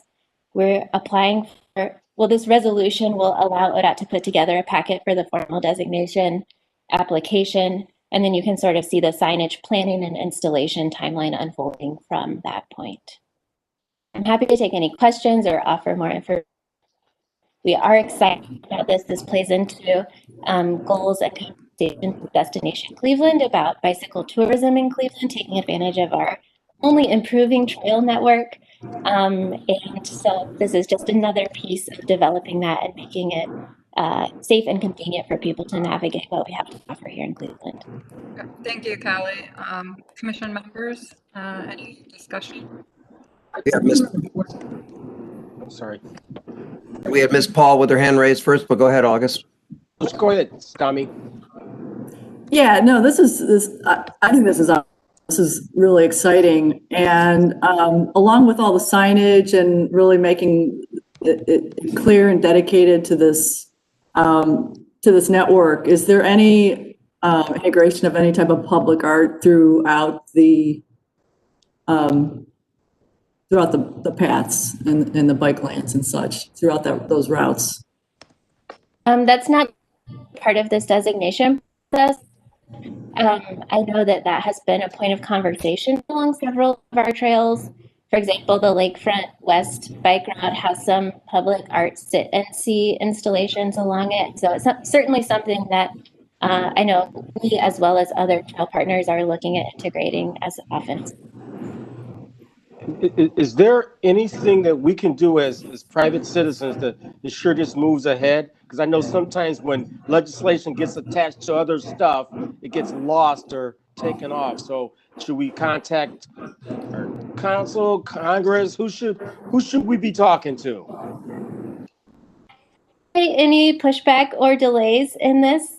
ODOT working with, like I said, jurisdictions across the state to get all of these resolutions in hand to make their application. And as far as I know, things are smooth sailing at this point, but I can certainly let you know if we hit any roadblocks and need some additional support. Okay, thank you. Any other questions from commission members? There was a question. We have Councilman Slife with his hand raised. I was going to say before Councilman Slife goes, there was a question from John about NOACA's involvement. I'm just curious. It was a good question. Is NOACA involved? I believe that no, in the selection and recommendation of which routes are part of the state and U.S. Bike Route Network. Okay. I know that there were several working groups for that. They don't have to pass a resolution because they don't actually maintain or operate trails. Just curious. Okay, Charles? I agree that this is a great project. You know, when I was a kid in the 90s in North Carolina, they had these signed national routes, so I'm glad Ohio's getting on board. But just something to kind of put on our radar, and I've talked to Callie about this, is how we can do within Cleveland wayfinding between destinations for bikes. I think that, Akron will have, 5 minutes to this or 10 minutes to that. And, if you're trying to get, through neighborhoods, you might not realize that it's only a 5-minute ride from the park to a rapid station or something like that. So as this comes online, additionally, I think we should think through how we can work through our own internal wayfinding system to help people realize how accessible places are by bike. Thank you. Commission members? I move approval, and Lillian, I'm sorry that you're chairing today so that you can do that because of your great dedication to this cause and this work. But I move approval. Second. And I'll second. We have a motion and a second. Michael, you want to take the roll? Downing. Yes. Fluker. Yes. Curry. Yes. Paul. Yes. Slife. Yes. So thank you. I also look at it this way. It would be tragic if Cleveland wasn't part of the national network. So we better be part of the national network. And I don't know what the next mandatory referral is because I don't have it. It's added. So Maurice, can you either put that up or tell me what that next one is? Yes, I can do that right this second. Let me go back.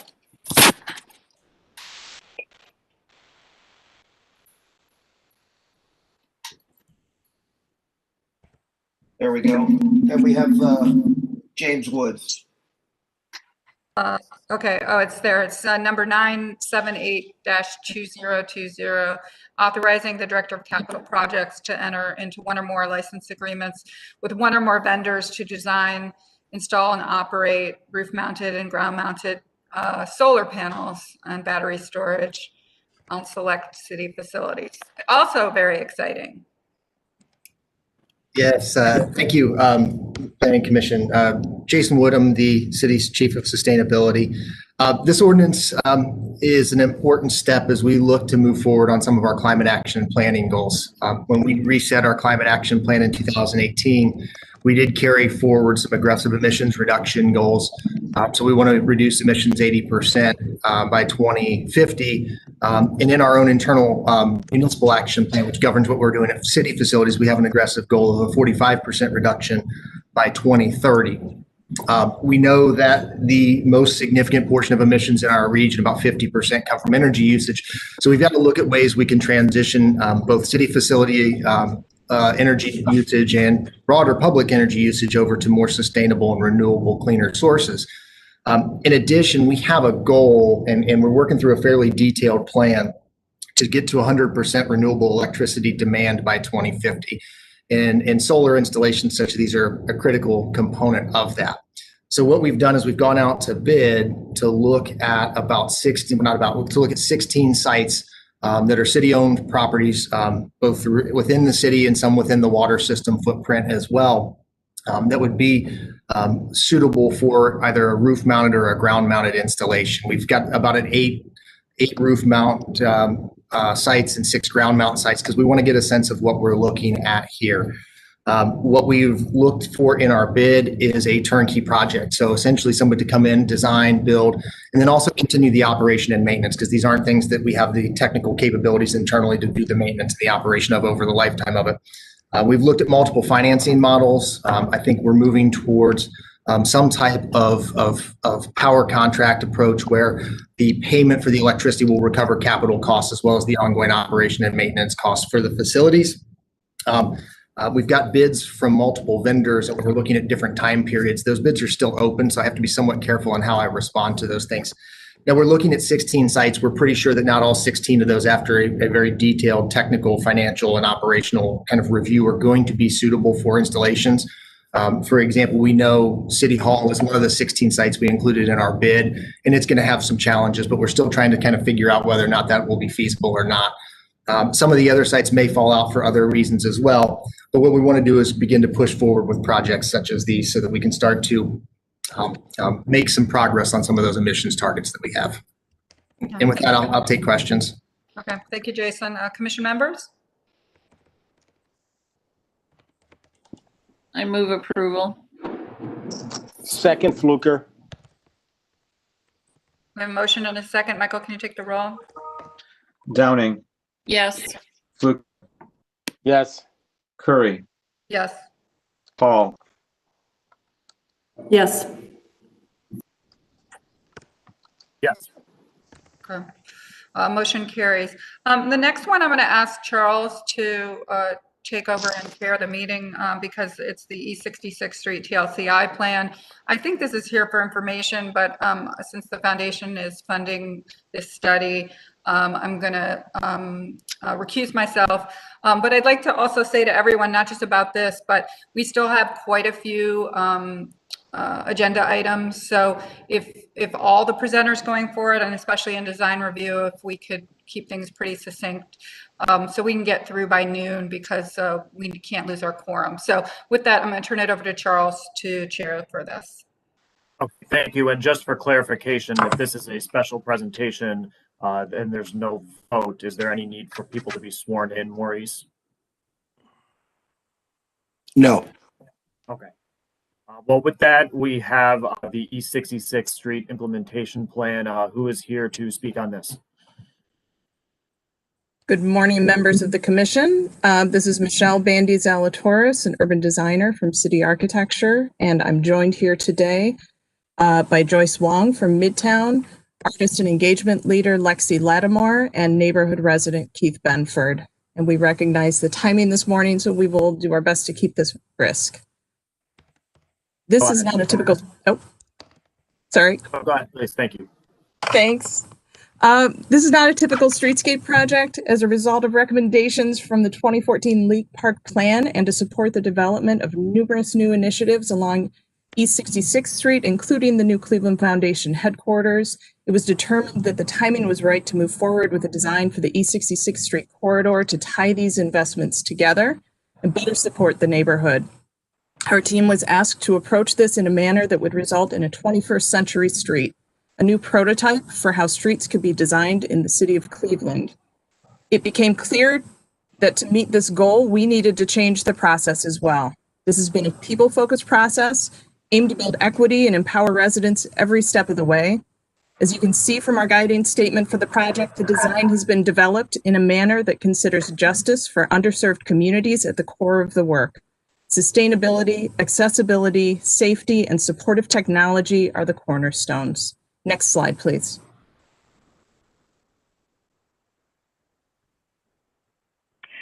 Thank you, Commission, for hearing us on our project today. My name is Joyce Wong with Midtown Cleveland. And to give some context, this is an expansion or a redesign of the 2012 Leak Park TLCI.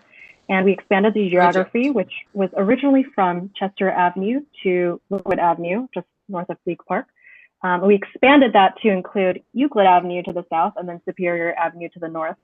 And with that, with that new study area, we saw that there are lots of neighborhood anchors like the Cleveland Foundation and the Innovation District that's planned, as well as the new Huff CPL branch, as well as new developments, including Allen Estates and a potential expansion of the Baseball Heritage Museum.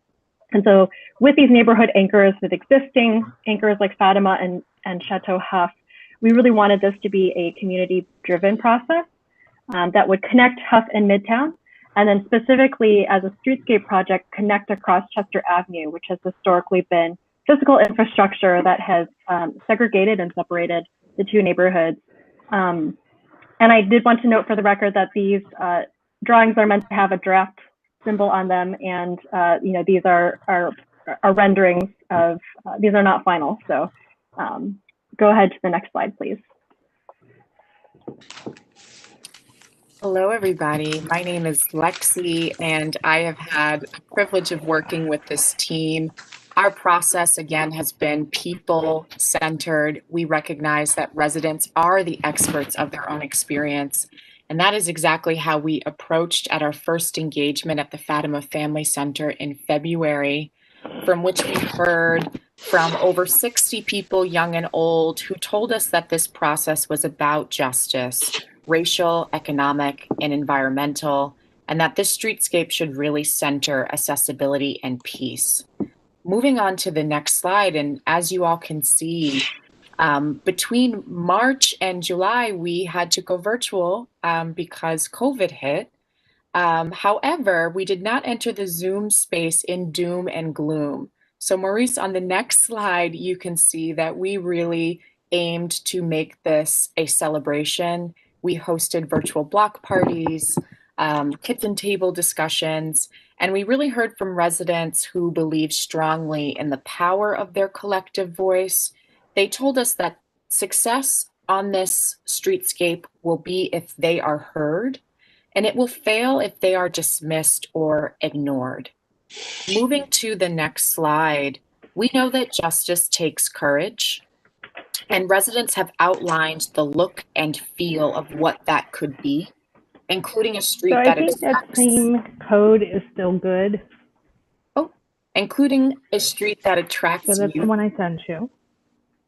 Oh, I'll send it to you. See, if you're not speaking, could you please make sure you're muted? Thank you. no worries. So just picking back up on that thought and moving quickly along, that they outlined what the look and feel should be, that it attracts youth and families. They are envisioning a street that unifies Huff, one that has Black ownership and is walkable. Again, reflecting on Director Collier's 21st century streets, what we've heard from residents is that a 21st century street in this case will be one that is just and one of the most peaceful streets in Cleveland. Moving on to the next slide, we have really centered youth voice and empowerment in this process.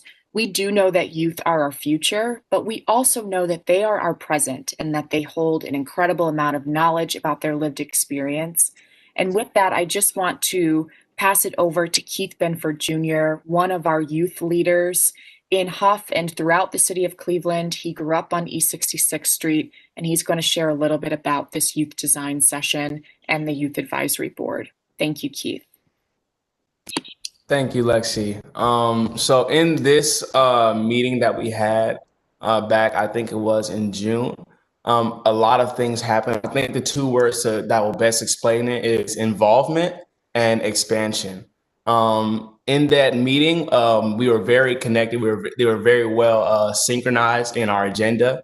And our agenda really was just to connect the people of Huff to 66th Street, and really to get the people, the residents, to take ownership of the community that they're living in.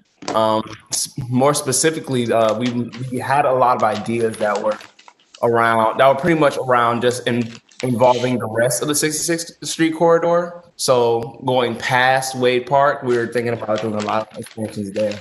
And from that one meeting, we evolved into the Youth Advisory Board, and which is now like a board where we have a bunch of youths that are around my age that make decisions like this. Like, we're having meetings that are similar to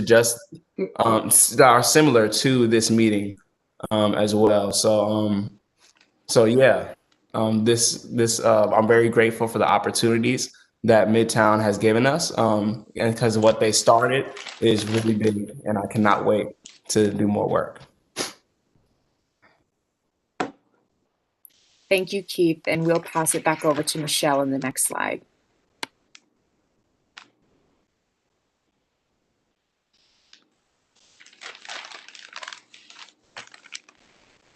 Michelle, I think you're still muted.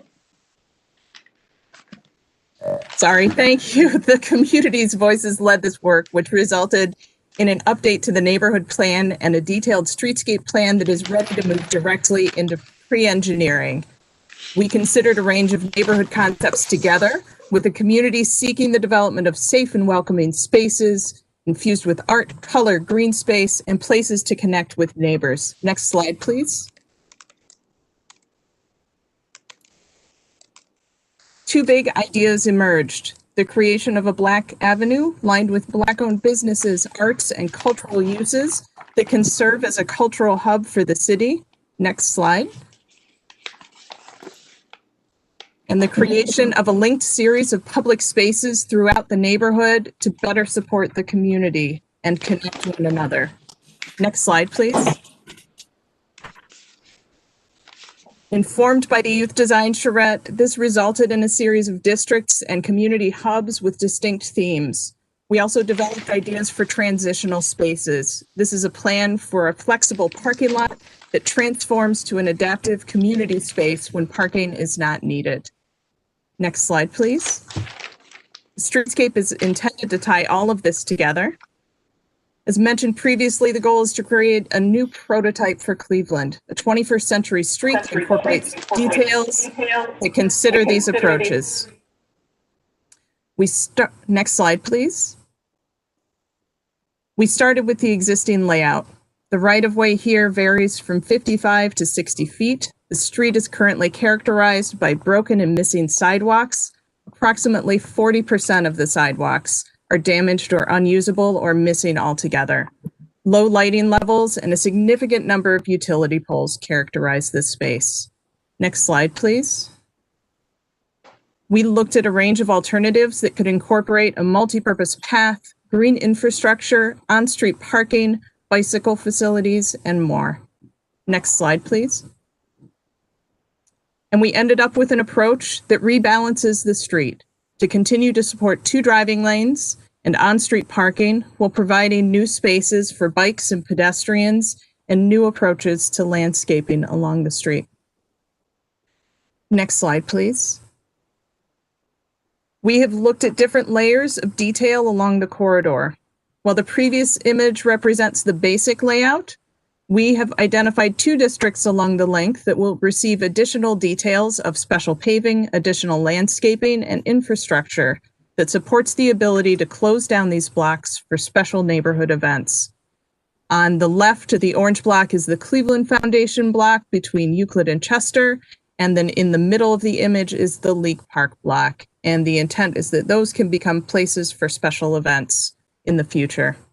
Next slide, please.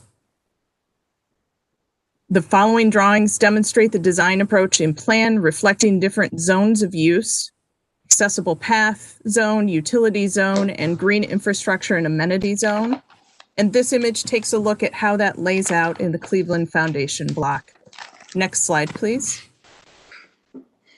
We began to consider details and materials that will be part of the project. Next slide, please. And we are giving particular attention to the Chester and East 66th Street intersection, as it represents a physical barrier between the neighborhood to the north and the amenities between Chester and Euclid Avenue to the south. Rebalancing this experience to help residents safely cross what is essentially a 6-lane highway now is critical. Next slide, please. As we wrap up this phase of work, the community has expressed a desire to continue to be involved, and our team is committed to keeping community representation and leadership at the table every step of the way. It is our sincere hope that this work sets a new standard for how infrastructure projects get done in Cleveland. Next slide, please. And we'd like to thank you for your time today, and we would be happy to answer any questions that you have. Thank you. This is a great presentation, and just a couple reactions that I have. I think you're right. Chester is in many ways, a bypass of the neighborhood, and people pass through the neighborhood. And I want people to realize that they're not passing through a place, but they're within it. And I think that by bringing this project down to Euclid and getting that block into this plan is really critical and helps to break down what is a very big physical barrier within the neighborhood. I don't think people realize how close League Park is to the Health Line, but it's very walkable. But it's a fraught environment at this point. I know Councilman Jones has been very supportive and involved in this process, and I think one of my big takeaways, and this could be expanded citywide, is that there's really a desire within the city among residents for restructuring our streets and making them walkable and moving beyond the built environment of the 1940s, 50s, and especially neighborhoods like this, which were heavily affected by urban renewal. So I think that this looks excellent, and I'm excited to hear feedback from my colleagues on the Planning Commission. And with that, is there anyone else that'd like to comment? We have Director Collier with his hand raised. Yes, thank you, Mr. Chairman and commission members, as well as those in the audience. There's a lot to say about what's taking place here on 66. I'm going to start out by talking a little bit about the physical component of it. Obviously, as stated previously, this is a strategic street, and strategic meaning that it's really connecting the Health Line to the actual community. One community asset that has a lot of history and heritage that needs to be brought to the forefront. And making this connection can really enhance that opportunity in doing so.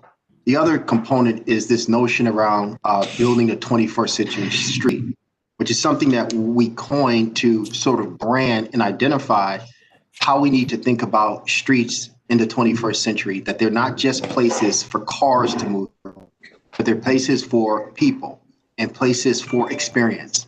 And I think that this is a step in that direction, I think, for the city. And then the other component that I want to really highlight is the people component that's been talked about. Keith and Lexi and the work that they've done with respect to engaging, educating, and getting our young people involved in the process, that is critical.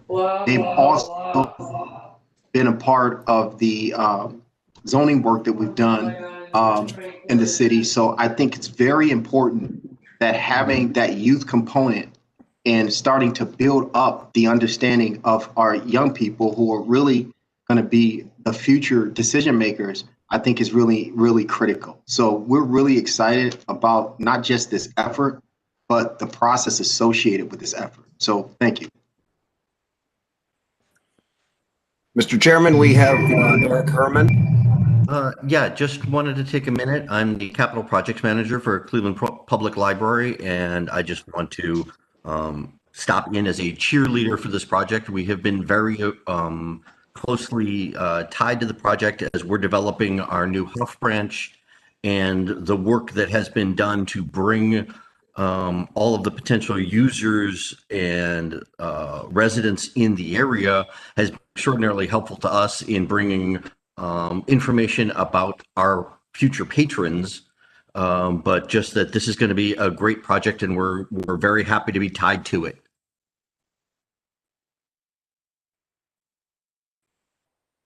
Thank you. Any other comments from any? I'm sorry. Go ahead, Maurice. No, I was just going to say no other hands raised at the moment. Great. And I'll just end, and this is maybe a comment to my colleagues on the Planning Commission as well as the director. It's always exciting to see plans like this, but obviously this is just the first step, and the real challenge is implementation. And it would maybe be even just useful, and I could be speaking for myself, to get a deeper understanding of how we can advocate for these plans with either be it public works or capital projects to ensure that these things are moving forward and it isn't just another set of pictures that gets put on the shelf. So if that's something we could do at some point or think through, I think that it'd be valuable, because the goal is obviously the implementation, and I don't want to lose sight of that. So absolutely, and thank you, Councilman. This is Joyce. I wanted to say that we appreciate your intentionality and your advocacy, and we will loop back with you when the time is right. We are moving forward with implementation with pre-engineering, and the intent is to really move forward implementation here. So we appreciate your support. Thank you, Joyce, and thank you to the team for a great presentation. And with that, I will probably pass the theoretical gavel back to Ms. Curry, and we can proceed with the agenda.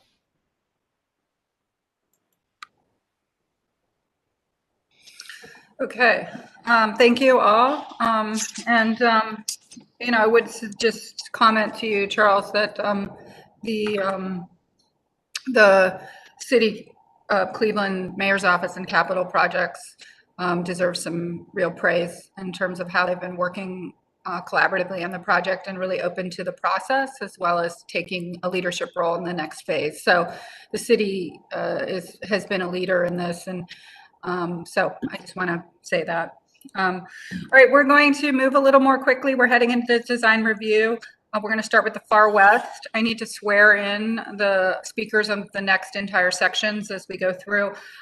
For these projects, as we see them, just know that the Planning Commission is most interested in the exterior of all the ones coming in front of us, and any comments that you've addressed from design review, so that we can move pretty quickly through. So first one is Far West 2020-017 Horizon Education Center.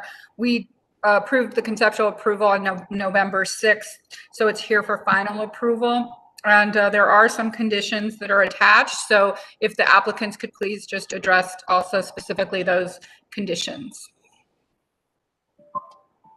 Oh, and who's here to speak? If you could raise your right hand, and I think I can get this swearing in done. So everyone who's here to speak, maybe raise your hand and then say aye after. I said, do you swear to tell the truth, the whole truth, and nothing but the truth, as you shall in this hearing? Aye. Aye. Okay. Who's going to lead? From We have Mike Cloud with his hand raised. I take it he wants to lead. Yeah. Good morning, everyone. We can't hear you very well. Could you try to turn up the volume here? Is that better? A little better. Okay. Good morning, everyone. So what we're requesting today is both final site plan approval and lot split and consolidation approval for this project. I'll address the site plan approval in our final review with conditions. At the Far West Design Review, we had a couple of items which we've addressed. We looked at the forestry department to incorporate certain species substitutions on the landscape plan. We added notes indicating that the fencing for the project shall be black powder coated aluminum. We revised the elevations showing the masonry false facades returning around the building as requested by the review board. We made a revision to the cherry trees that are outside the fenced area for public use based on recommendation by the review board.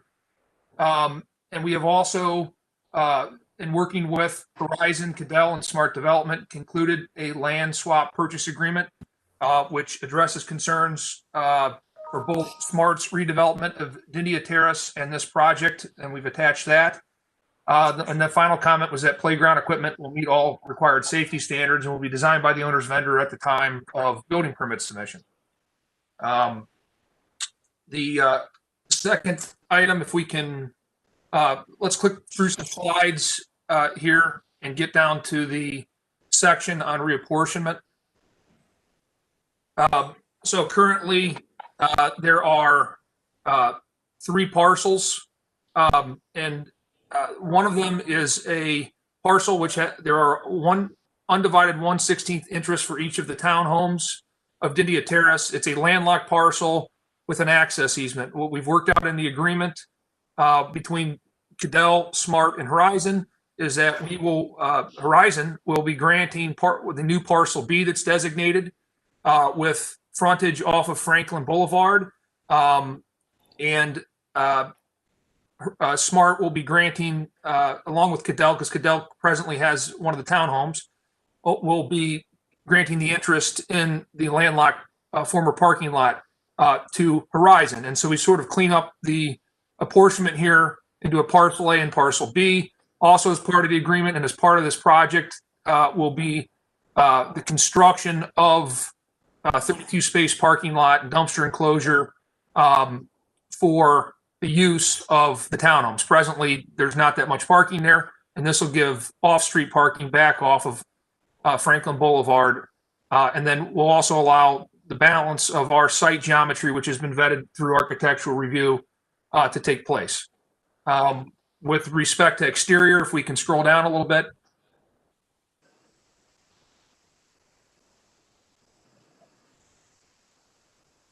The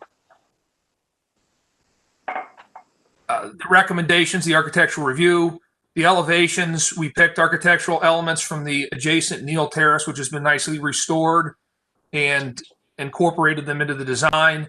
And the request was that way from the streetscape, the 2-story facade and the full masonry facade would be brought around so that from the streetscape, that appearance is continuous. And so we made the revisions required by architectural review to accomplish that. They also reviewed material selections, which we picked to keep in harmony with the brick that's located in the area. I can spend some time on the landscape plan, going through the other items that we addressed if needed. I believe that was probably back a couple slides. So in this instance, some of the changes that we've made in working through the architectural review process is to establish one-way drop-off parking for the children and have right turn only. So we're being sensitive to traffic conditions on Detroit. We added much more robust landscaping in the front. We have far exceeded the forestry's requirement for trees. We have modified tree species. We've created 3 lanes of pedestrian access for those that may walk their children to the center. Again, we've made a commitment that we will obviously adhere to all safety requirements when we get to the final design of playground equipment for the children. So I believe that was the the primary concerns. Is there anything else I can address on this project? I will. Madam Chair, we have Nikki Hudson. Okay. Yeah, thank you. Actually, to speak on behalf of the neighborhood, I live on West 89th Street, very, very close to where this project is. I would like to say that the neighborhood is very excited for this project to happen. We know that there's a need for, early childhood education, and we appreciate that Horizon is coming into the neighborhood. We just want to make sure that what happens with the driveway in front doesn't make it more difficult for the people living here to get around. I know at the first design review meeting, a traffic study was asked to be conducted, and I'm wondering if that ever happened. Was a traffic study done for the site? And what accommodations will be made to account for the reduced traffic due to COVID? Okay. To the applicant, was there any study or comment about the traffic? Well, Nikki Hudson did as an individual speaking up, ask for that. The Architectural Review Board did not indicate that was necessary. They indicated that we needed to address drop-off conditions so that we don't have cars backing up on the street, which we've done. We've created multiple lanes and addressed that to the Architectural Review Board's satisfaction. I don't know what you've mentioned with COVID. COVID is not going to be a permanent condition of our lives. Certainly this project probably won't even be constructed until long after people have been vaccinated. So there's not any design-specific items that have been considered that relate to COVID with site plan. I just meant that if there was a traffic study done, the traffic study wouldn't necessarily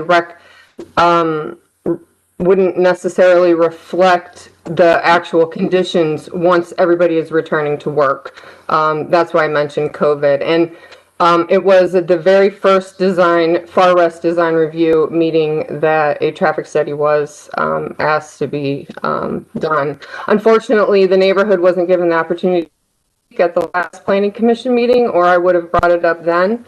Also, I worry about a situation like the Starbucks on Clifton that, we have shared, there are only 2 driving lanes along the road. There's a bus stop immediately to the west of this project. And any traffic congestion isn't just going to, negatively affect me and my neighbors, turning onto Detroit. It's also potentially going to affect RTA transportation along Detroit as well. Okay, thank you, Nikki. For design review cases, there is not normally public comment, but I'm glad that you're here to speak. So to the commission members, any questions for the applicant? May I address one item on the parking before that? Sure. So there's been a lot of competing interests with this site, which we've attempted to balance, and we've gone to block meetings, we've worked with the CDC, we've worked with the architectural review all the way along. One competing interest was they want the building as street forward as possible. The second competing interest is we don't want traffic backing up. The other competing interest is we're really worried about the safety of the, maybe 100 children that are coming here every day. And so the compromise that was arrived at with architectural review was to get the building as street forward as possible while providing this lane. And it's one way, but multiple lane drop off to try to get as many buses and parents off the street who are bringing their child there by vehicle. Certainly, in a more suburban center where Horizon has many facilities, they do have them in Cleveland as well. I mean, the preferred layout for a site like this is to have a large parking lot in front with a large circulation lane. But that's is against trying to get the forward-facing streetscape aspect. And so this is what we arrived at as a compromise to try to best meet all these competing interests for accessibility, safety, reduction of parking, yet trying to have a design here that's in keeping with the neighborhood. Okay, thank you, Mike. All right, I'm going to close the public portion and ask that commission members for any comment. I move approval. Second. We have a motion and a second. Can you call the roll, Michael? Downing, Yes. Fluker, Curry. Oh, Yes. sorry. Fluker. Okay, Yes. gotcha. Paul, Yes. Slife. Yes. Okay, motion carries. Thank you. The next project is also in the far west, 2020-2027, OKO Homes, Detroit Shoreway, new construction. Anyone who's here to speak, I need to swear you in. If you could raise your hand or say something quickly. And so I think I have Greg who's speaking. Anyone else? Is Greg here? Maurice, anyone here to speak to this one? I thought it was going to be Greg as well. I don't see him. Okay. Should we just move on and come I back? would suggest that, yeah, I would suggest that we do that. We'll move on. I won't table it, but if we get Director Collier, did you have something? if we come No, back. I was just gonna, we'll come back I was to just it. gonna say, come back to it. Okay, and we'll decide if we'll table it later. The next one is also is in the near west, not far west, 2020-022 on Willie Avenue, townhouse new construction. This is Wesley Harper again. And Wesley, are you the only one speaking to this? Yes, hello, thank you. Okay, I need to just swear you in, Wesley. Okay. Do you swear to tell the truth, the whole truth, and nothing but the truth as usual? Answer to the penalty of perjury. Yes. All right, go ahead. Okay. So the Wiley Townhomes were basically at the southern end of Duck Island, where Willie or Wiley, depending on your pronunciation, kind of splits into two rights of way. One heads down towards Train Avenue, and the other one is more of a pedestrian path that connects Columbus to West 20th Street. Next, please.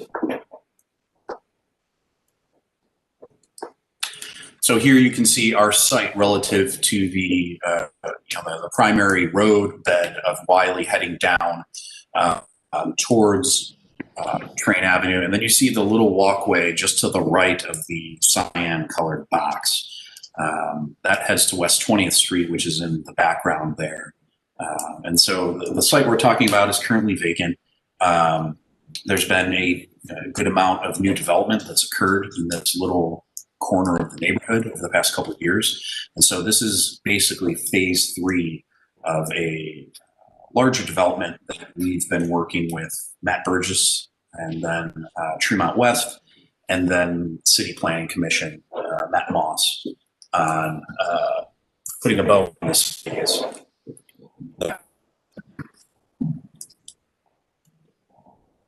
So our site plan here, we have north, which would be up in this case. You have West 20th Street heading north and south, and then you have Follett Court heading east and west. And so Follett is being currently utilized as the vehicular access for the 5 homes that you see facing West 20th Street, and then the 5 townhomes that are kind of branched off of the existing drive. And so the phase that we're discussing today is, of course, the cyan outline here, and it's basically the next leg off of this existing drive. And so we've got 6 townhomes facing the Willie Bikeway is what we're calling it now. We have no, control over that property that is city-owned land. But we do look at that as a large part of the potential interest site, being on that little walkway. The temporary construction drive that you see shown here, heading towards West 20th Street, was the result of some neighborhood conversations and pushback in some ways on basically loading what is essentially 16 homes off of the 12-foot wide full-let court. It was originally going to be another construction site, but we feel that to get the support of the neighborhood, we wanted to basically give over or allow a drive there to connect to West 20th Street to take a bit of the pressure off full-let. We recognize that another curb cut is not ideal to the pedestrian experience, and that's something that's very important to us. But that's the direction this has went. Next. The townhomes themselves, we've got 3 buildings of 2 units. They're 1,800 square feet with roof decks. Each unit is the same, and so what we have are 3 buildings clad in a horizontally oriented lapped cement board, black window frames, and then the insets for the porches are of cedar. This project complies in every instance with the townhouse codes. There's no zoning variances. The little wedge of green space that you see here is kind of an aspirational look at what this could be potentially. Right now, this hillside is quite overgrown, filled with debris, and contains a retaining wall that is basically, it's failed over the years. So we're hoping to eventually potentially work with the sewer district on a grant to redo this portion of the hillside. Next.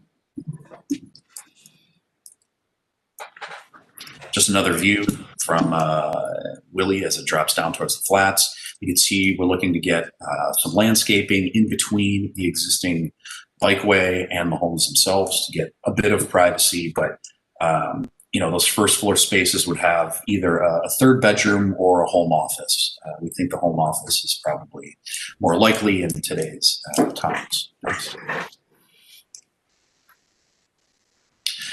You can see a detail of the porches. We have what we're kind of calling in-house, the blade component that has the addresses attached to it. So as you're moving east and west on the Willie Bikeway, you have something that's kind of reaching out to grab your attention and inform you of these units being here. The porches, again, comply with the townhouse code and allow just a small sitting area or an area to pot plants and really make this a green alley in some ways. Next. Here's you looking to the east, sunrise, the background to the right. You can see the Cooper Flats apartment building was approved by the committee a couple of weeks ago. So with that, I'm not going to go over that. Here we have an elevation within the existing context, and that'll open up to questions. We received schematic approval from Near West, and we're here for schematic review today. Madam Chair, we have Matt Moss with his hand raised. Okay, Matt. Thank you, Madam Chair. All I would add to Wes's presentation and reiterate that the Near West Committee did approve this as presented. This project started several years ago as a partnership with the Local Development Corporation, the City Land Bank, and the development team to assemble these parcels, replat them into buildable lots, and create some affordable housing and reinvest in much of the vacant land here into new homes. And so that's overall, I think that goal has been achieved. I would suggest, unfortunately, that I would recommend that the commission approve this with the condition that that drive be temporary. That site was originally designated as a home site in the land bank agreement and the original development agreement. And I think a choice that we often face, and we've faced it several times already today, is to choose between to have space for people in homes for new residents or better access for personal automobiles. And I think that's a choice we have to make today as well, and would recommend that we hold to the original intent of the development agreement with the land bank and try to encourage the developer to, or at least give the developer support in making that lot a home for another family another individual or another couple, because that's what will contribute to this neighborhood in this city to become more walkable and more pedestrian oriented. So I would just make that comment because I think that's a choice we often are forced to make. It's never usually black and white, but I think in this case, that would be in the best interest of the city. Madam Chair, we have Councilman McCormick. Thank you, Madam Chair, and to the commission. Just a couple comments on this. So it came to my attention that there were recent conversations with the Block Club and the community about the access drive, and it was represented that I had worked out a solution with the developer. That is not true. I just want to be clear about that and on record. I've had a lot of concerns from the neighbors. So Follett Court, I'm acutely familiar with, because when the original homes were built, it was impassable. So we had to come up with a solution to repave it, in which I used ward funds to achieve that, so that the folks that currently live there would have access to their homes, because before they didn't, unless the city repaved that. It is a very tight alleyway in a court. And while in general, I completely agree with the walkability elements, I am very concerned, and quite frankly, I don't know how the fire department would approve this plan. How there are it's not just garages on the back end there. There are additional homes, as you can see, back there in the drive. And quite frankly, I don't know how safety apparatus would get back there if they needed to. So quite frankly, I'm not concerned about volume of traffic at all. What I am concerned about is both, a vehicle driving into Follett, out of Follett, someone walking to and from using Follett, and the interaction of pedestrian, cyclist, vehicle to vehicle, as well as safety apparatus through Follett Court alone. I really don't understand how that would be approved from a safety perspective. I have serious concerns about that, and I'm finding out today that it was represented to the community that I had worked out a solution here, which is false. So I don't know whether that was an overlook by the development team. I hope that that was not a malicious intent to represent something that I had not done, but really was not happy to find that out today. And the residents that live in these new developments understand that homes are being built behind them and all of that, but I believe they have very serious concerns about safety access as well as the ingress egress of the development. And so that drive was it was a solution to create more density on this site, to add 6 more units, to total 16 units that had been, from what I understood, and again, I had not been involved in the most recent conversations at the Block Club or with the development team, but the idea here was, yes, we're not opposed to more density back here, but we need a solution to the already existing issue of Follett Court. So again, I think loading all of this off of a small one-way alley is a problem, quite frankly. And from West 20th Street, this is not, I don't, for the 1 or 2 or 3 or 4 cars coming off of the other drive, I don't think that there is a serious pedestrian vehicle conflict issue that would happen on West 20th by having another drive here, as you might, as might be a concern on a more busy right away. So again, I'm just concerned, number one, that this was presented to the community as a overall solution for this development, for this development. And I'm concerned that that's not being reflected in what city planning is saying, meaning the will of the community is not being reflected, as well as the agreement, which I think makes sense. Let's add density here, yes, but let's figure out an agreement for safe ingress, egress for the neighborhood. But again, I want to be very clear for the record, what was represented in the community is not true. I have not orchestrated some sort of master agreement here that was apparently presented to the Block Club and the local design review, and that is not true. So I think you're going to have a group of very surprised residents here because they believe something happened that did not. Carrie, if I can speak to that. The information that was put out into the neighborhood that you stepped into the conversation between the developer and the neighbors was put out by the neighbors, not the development team, not the architect, not Mr. Burgess. It was the neighbors one of the neighbors in the 5 houses that face West 20th. This project has been presented to everybody that has bought a home here. Originally approved by Planning Commission, and so I'm surprised that the thought is that the development team is the one putting out the information that you were stepping in. That was not our team. I can assure you that. And I appreciate that clarification. And I don't know if Khalid was in those meetings and can speak to that. Wes, I'll just note that it's my job to represent my residents. So when they call me, that's what I'm hired to do. Yeah, understood. I thought you had a conversation with Burgess and dispelled the idea that you stepped in and told us to do the drive. That case. And so, we worked with the neighborhood and we worked with Tremont West to come to this solution, and we're presenting it. And I don't want there to seem to be some,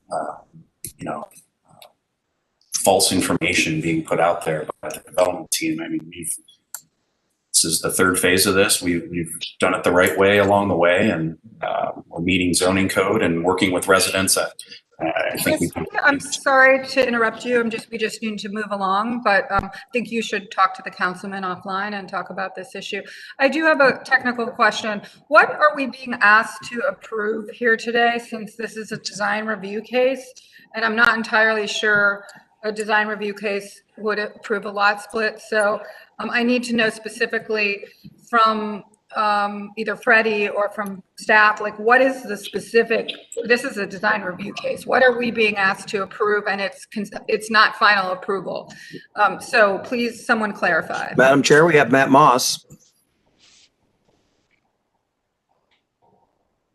Madam Chair, I believe this is on the agenda for schematic approval, so it would be approving the site plan. So everything you see in this turquoise outline on the screen right now is the site plan for this project.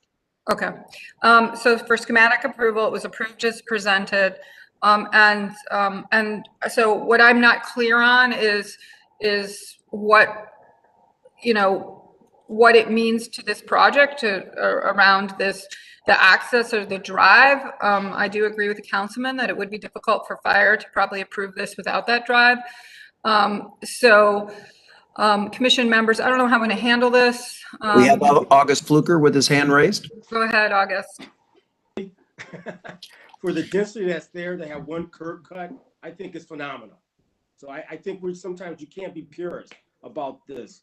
That doesn't destroy the fabric. So I would advocate for approving what's submitted here, with the caveat that Wesley or West takes his dialogue with Councilman McCormick offline to work out the differences. Thank you. Okay, we have a motion. Do we have a second? I'll second. Downing. We have a motion and a second. Any further discussion before we take the roll from the commission members only? No hands raised. Okay, can we take the roll? Downing. Yes. Fluker. Yes. Curry. Yes. Paul. Yes. Slife. Yes. And process aside, I would say it's a very nice project. I like the design a lot, and I also think that the overall plan for this is quite nice in terms of site plan. So, congratulations. Thank you. But we're seeing you again. So I think our hope is that Wesley, you'll work more closely with the councilman and the community before you come back for final approval. Yes, thank you. Okay, Northwest 2020, or this is near West, sorry. 2020-023 Parma Estates Community Center. This is for schematic approval. Matt is here. Is anyone else speaking to this? Jay Van Tassel is here with Haven Park Communities, the owner. Okay, I need to swear you both in. So do you swear to tell the truth, the whole truth, and nothing but the truth in this hearing, or you'll answer to the penalty of perjury? Aye. Okay, please go ahead.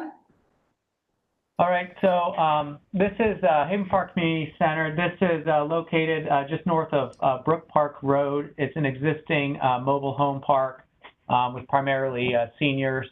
And there is an existing brick building located at the same location as the proposed building. And if you go ahead 2 sheets, you can see the existing site. This is an existing brick building. It's got a mail room, but there's offices, but there's not space for the community to gather. So this project would remove this building, and then if you go to the next sheet, basically replace this with a modular building and associated parking. There's 14 parking spaces, which is what's required by code for this use. And this clubhouse would include the office space, but as well as gathering areas for the residents of the community. And then also we would, across the street from the club, or across, not from Brook Park Avenue, but towards the mobile park, there is a concrete pad which is shown, which would be to replace the mail units that are in the existing brick building. If you go ahead to the 6th sheet,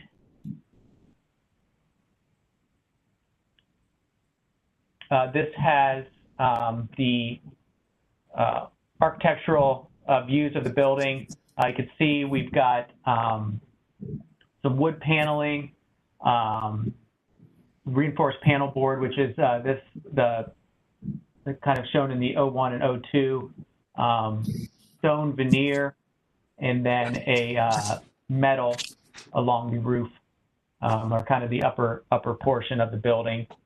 And if you go through to the next sheet, this is the general layout of the building. As I mentioned, it's going to be a modular building, so it's got 3 sections. But as you can see, it's got office space, as well as a large gathering TV area, and then a small food and beverage area for the citizens of the park once we can gather again. So we are here for schematic approval today. I'll answer any questions. Okay, commission members. I would say that this one might be far enough along that we could have the materials come to staff and not need to see it again, but I'm leaving it up to my commission members.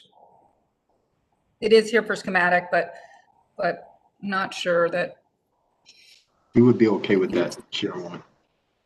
Okay, I move approval with the intent that the applicant work out final materials and details with planning staff. I'll second. Downing. We have a motion and a second. Can you take the roll? Downing. Yes. Sure. Yes. Ray. Yes. Paul. Yes. Slife. Yes. Okay, the next item is Northeast Design Review, the Huff Branch Library, new construction. This is for schematic approval. We saw this for conceptual approval on September 4th. This is the new Huff Branch at Huff and East 66th Street. Anyone here to speak to this, please identify yourself, and I need to swear you in. Madam Chairwoman, it's Diane Downing. I need to abstain. Okay. Thank you. All right. We have one abstention. Who's going to speak to this? Rob Donalds with Moody Nolan's on the line. Okay. I believe I'm also joined by Eric Herman with Cleveland Public Library and Daryl Nelson from Moody Nolan as well. Okay. Do you all swear to tell the truth and nothing but the truth as you'll answer to the penalty of perjury? I do. I do. Okay, Yes. take it away. Eric, do you want to introduce a little bit? Sure. So this is the aerial view of where the new Huff Branch Library is going to be placed at the corner of 66th and Lexington. We brought it in previously for schematic or for conceptual approval, which was done in September. And we have advanced the design and have some more things to show you. Rob, take it away. All right. So we just want to go ahead and make mention that CPL has been a great partner for us to go and work with. We've actually had a lot of access to different entities within the city of Cleveland. Councilman Jones has been a big advocate for our project, so we've been having engagement sessions with him pre-pandemic. And during this situation, we're all working remote. We have definitely had more than enough Zoom calls with different individuals in the community, as well as CPL is maintaining a website to receive community engagement responses. So we're definitely not making sure that this is done in a silo. We're getting all the responses that we can. And with that, we've also been working with the city architecture team that's been fronting spearheading the TLCI effort to make sure that we're aligning with their vision as well for what's going to be going into this intersection. The project site, as indicated in the design review map, you can see where we're located at. We're located at the southwest corner of East 66 and Lexington Avenue. Next slide, please.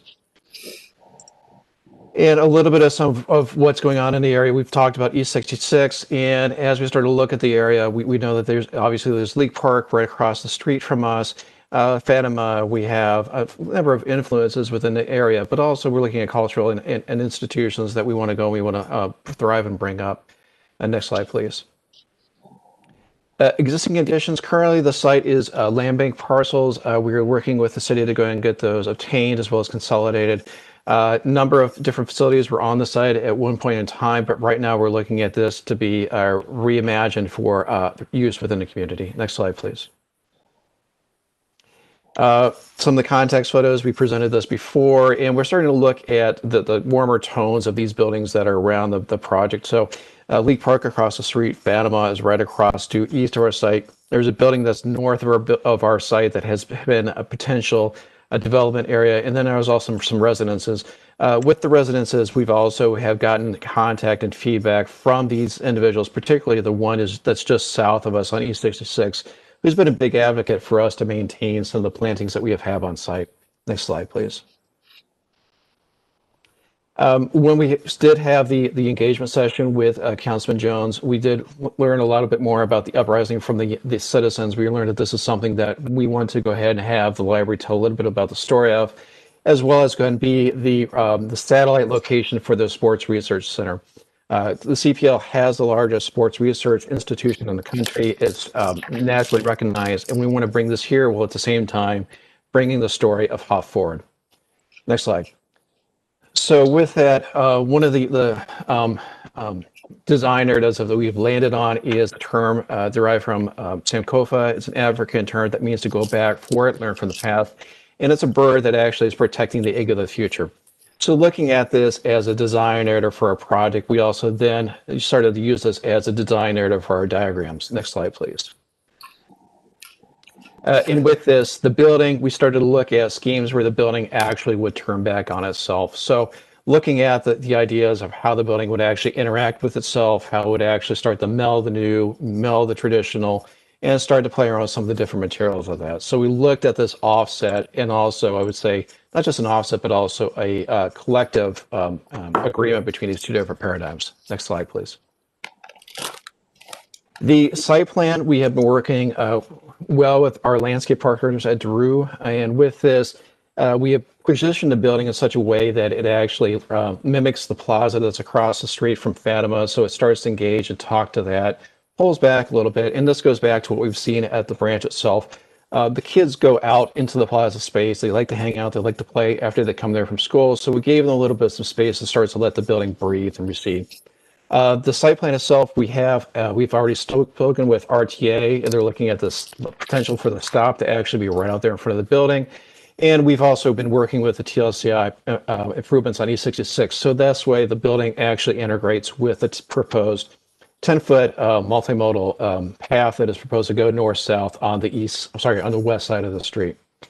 Coming off the back side of the building, we started to look at how we do have to do a number of stormwater management systems. So instead of having it be one of the stormwater management systems that is just essentially a hole in the ground, we started to look at how it could actually be multifunctional.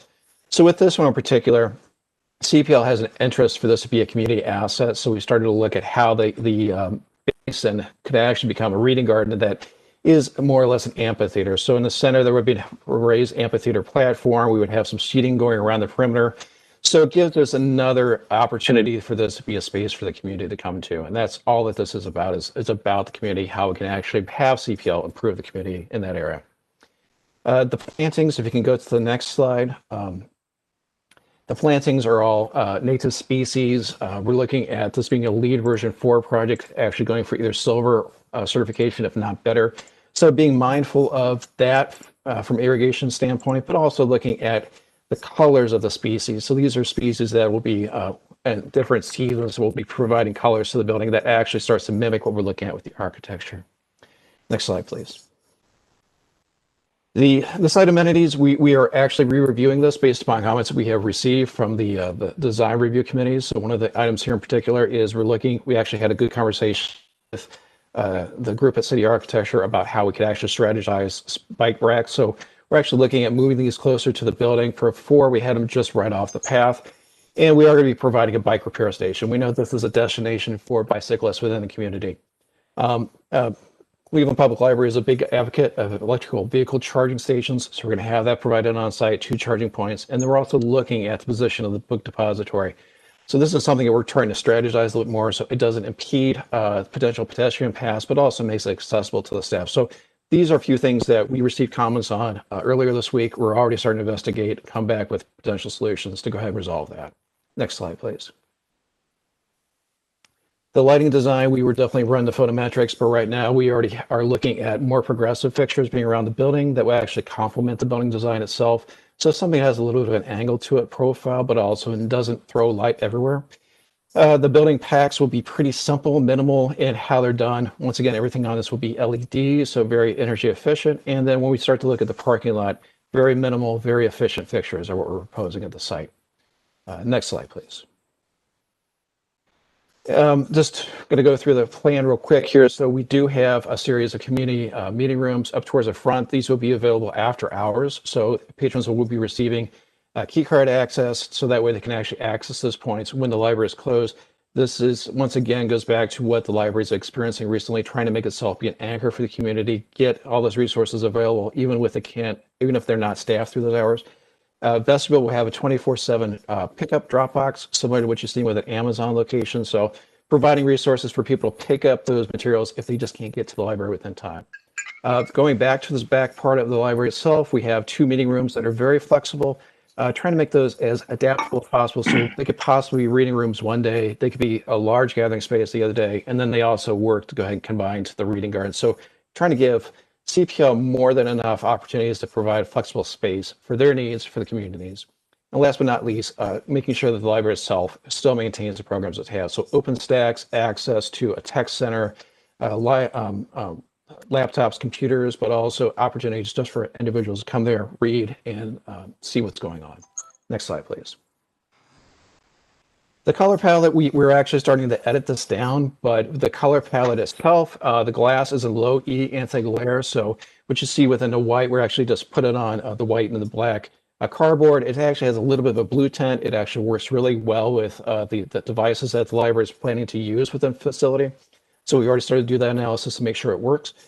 And the materials that you see, so the roof, the metal trim, and the storefront curtain wall, they're all clear anodized. So we were able to go ahead and get everything that matches within that paradigm, so that way it works well.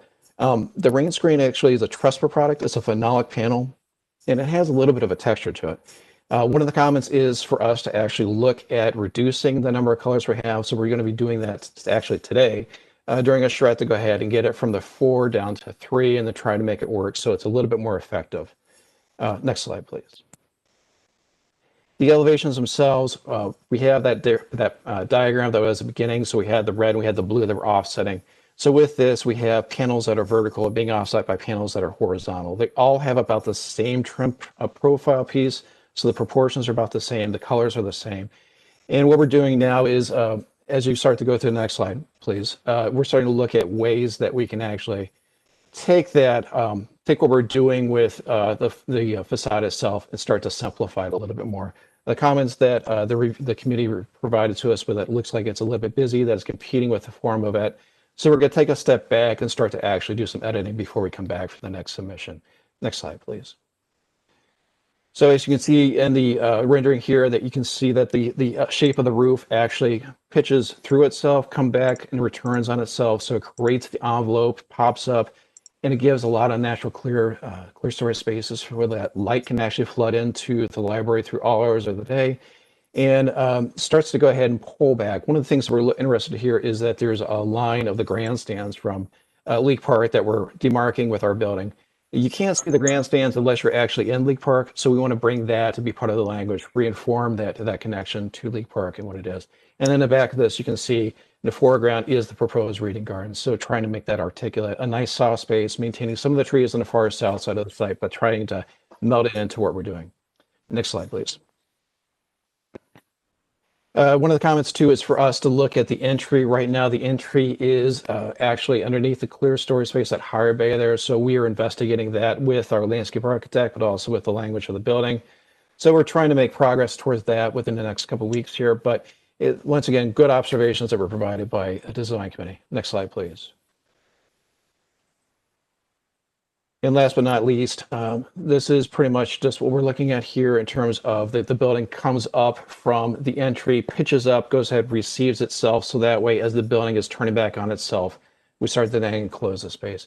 Trying to go through this pretty fast, being conscious, being aware of everybody's time, open it up to any questions that you might have. Okay, thank you very much. Commission members, any questions or thoughts? It's beautiful. I think it looks really, really great. Nice design. I appreciate the fact that you all are working with all the stakeholders and partners to make sure we integrate and respond to all these initiatives that are ongoing and forthcoming. So I'm glad to see that happening. Okay, do we have a motion? This is not for final approval. This is for schematic. Correct. Yes, okay. I'll move to approve. Go ahead. We have Stanley made a motion. Anyone to second it? Second. I'll second it, Slife. Yeah. Okay, 2 seconds, which is great. Let's take the roll. Fluker, Yes. Curry, Yes. Hall, Yes. Slife. Yes. Okay, thank you. Great. Great, thank you for your time. Now we have Northeast 2020-045, Architrainer infill housing. It's a scattered site on East 73rd. This project received schematic approval recently, December 4th. So since we've seen this, and I remember the presentation, it was quite long, so I'm going to swear you in, but I'm going to ask that you guys really just focus on what's different to get the final approval. So just because we are running out of time on our agenda, and remember the project well. So who's here to speak on this? Adam Rose Kelly with Architecture Offices here. Okay. Do you swear to tell the truth, the whole truth, and nothing but the truth, as you will answer to the penalty of perjury? I do. And this was approved local as presented. So please go ahead. Sure. Yeah, there were just a few comments, so I'll try to point out those and flip through these pretty quickly. It is an 8-site shipping container development that you saw 2 weeks ago for final approval at this point. So it should be fairly fresh. But next slide. And these are the 8 lots that we're looking at. Next slide. And there's a future potential for 28 lots for development here. This is just showing all of those lots. The Architrainer project that's already been approved is on the left there, highlighted in white. Next slide. And that's the Architrainer project for reference. Next slide. zoning for the area. We are in a multifamily district surrounded by general industry and local retail on St. Clair Superior. I'm sorry, on St. Clair. Next slide. And we can go through the neighborhood images pretty quickly if you want to just kind of flip through these. This is the corner of St. Clair and 73rd, or sorry, 72nd. And you can just keep going through these just for a quick glance. Thank you. All of these photos are on 72nd Street. Stay with him. Perfect. And that's detour that intersects 72nd on the north end of the street. This is the first site plan. Very few changes here. It was requested that we add a shrub in the front in lieu of a short fence. So in the front of this, this is the triplex site plan. We are having a shrub. Mailboxes noted there next to the driveway as you enter into that patio. So that was added as a request. One other adjustment that was made was just widening the path into the patio in the rear for the studio apartment, so we could get plants to grow there well enough. Otherwise, something not shown here at the last meeting, it was requested that we provide a hidden trash enclosure. So we are suggesting that we will provide that in the rear adjacent to the carport and attached to the 5-foot tall fence. So that would just be built out into that fence, and we haven't had a chance to adjust that yet on this unit. And that would also be an enclosure for lawn maintenance type equipment and things like that. Next slide. Just for reference, this is the cantilevered version that we had shown last week that was removed from the presentation. Previously, we thought we were going to require a variance. It sounds like moving forward in January 15th, the city will vote on a 7-foot building line setback on the front.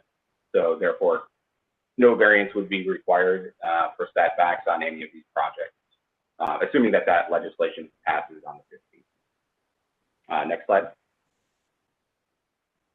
This is the corner lot that we have adjusted since the last time you saw this. It's been added. It was not really developed previously, but it's very similar layout to the other duplex, except that the curb cut would be off of Detour Avenue. It's a slightly simpler backyard and shorter driveway because of that. Otherwise, very little changes and easier to see in 3 dimensions anyways. Next slide. Floor plans just for reference, and you can go through the next couple of slides. There you go.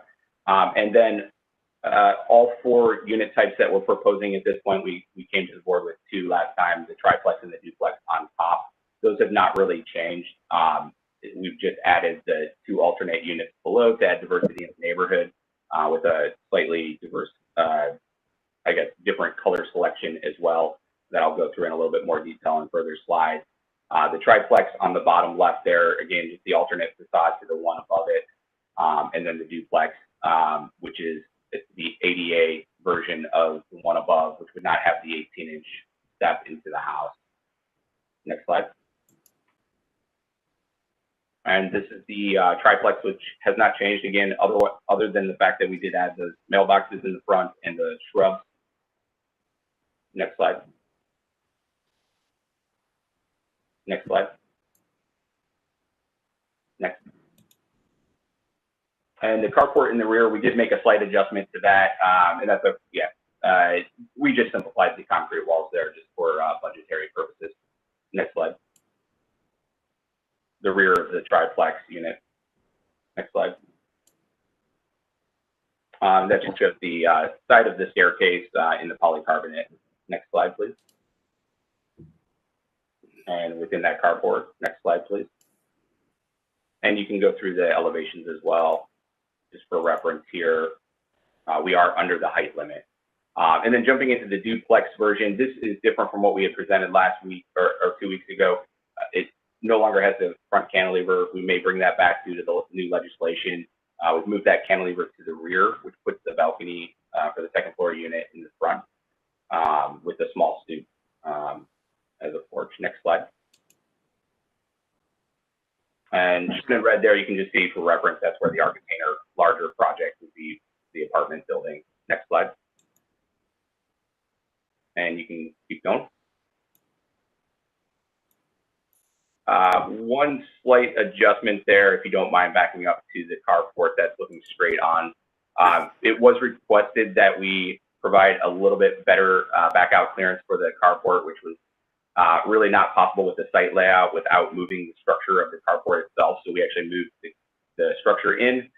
Therefore, you have an extra 8 feet of back out clearance where you could turn your wheel and not hit the structure of the carport. So you will have 18 feet now, which is ideal. Next slide. Next. And just the elevations, you can go through those again. And just focusing a little bit on the colors and the corner unit, since we didn't really look at that last time. The corner unit, we are adding a little bit of color to the neighborhood. The concept is essentially go from kind of very, very light tones to darker tones on the other side, which is a gradual gradation. I'm hoping that this will help to kind of soften its presence in the neighborhood as you enter, especially from that corner lot with the starting with a duplex as opposed to a 3-story triplex. So would be a little bit massive on that corner. You can go to the next slide. Just showing there the blue staircase, adding a little accent of color there. You can see that triplex across the street through in between the 2 yards. It was requested that we provide some bike parking, so we did add a couple of lockable wall mount bike racks there. Otherwise, you can go to the next slide. The fence is 50% open, and that's zoning code regulation just to keep that openness. It's only 3 feet tall along the side yard, and then it jumps up to 5 feet at the carport. Next slide. I will mention, especially with this rendering in particular, these will all be shipping containers in design and construction. So what you're seeing here will be modified to have the full shipping container aesthetic. Just wanted to point that out. We are missing 2 windows on the side here, so you have your kitchen window, which is shown in all of the other more detailed projects. Next slide. And that just shows that kind of 0 threshold entry for the ADA corner unit, just to diversify and keep some units accessible. Next slide. Moving into the neighborhood, the contrasting colors, moving to dark on white. Next.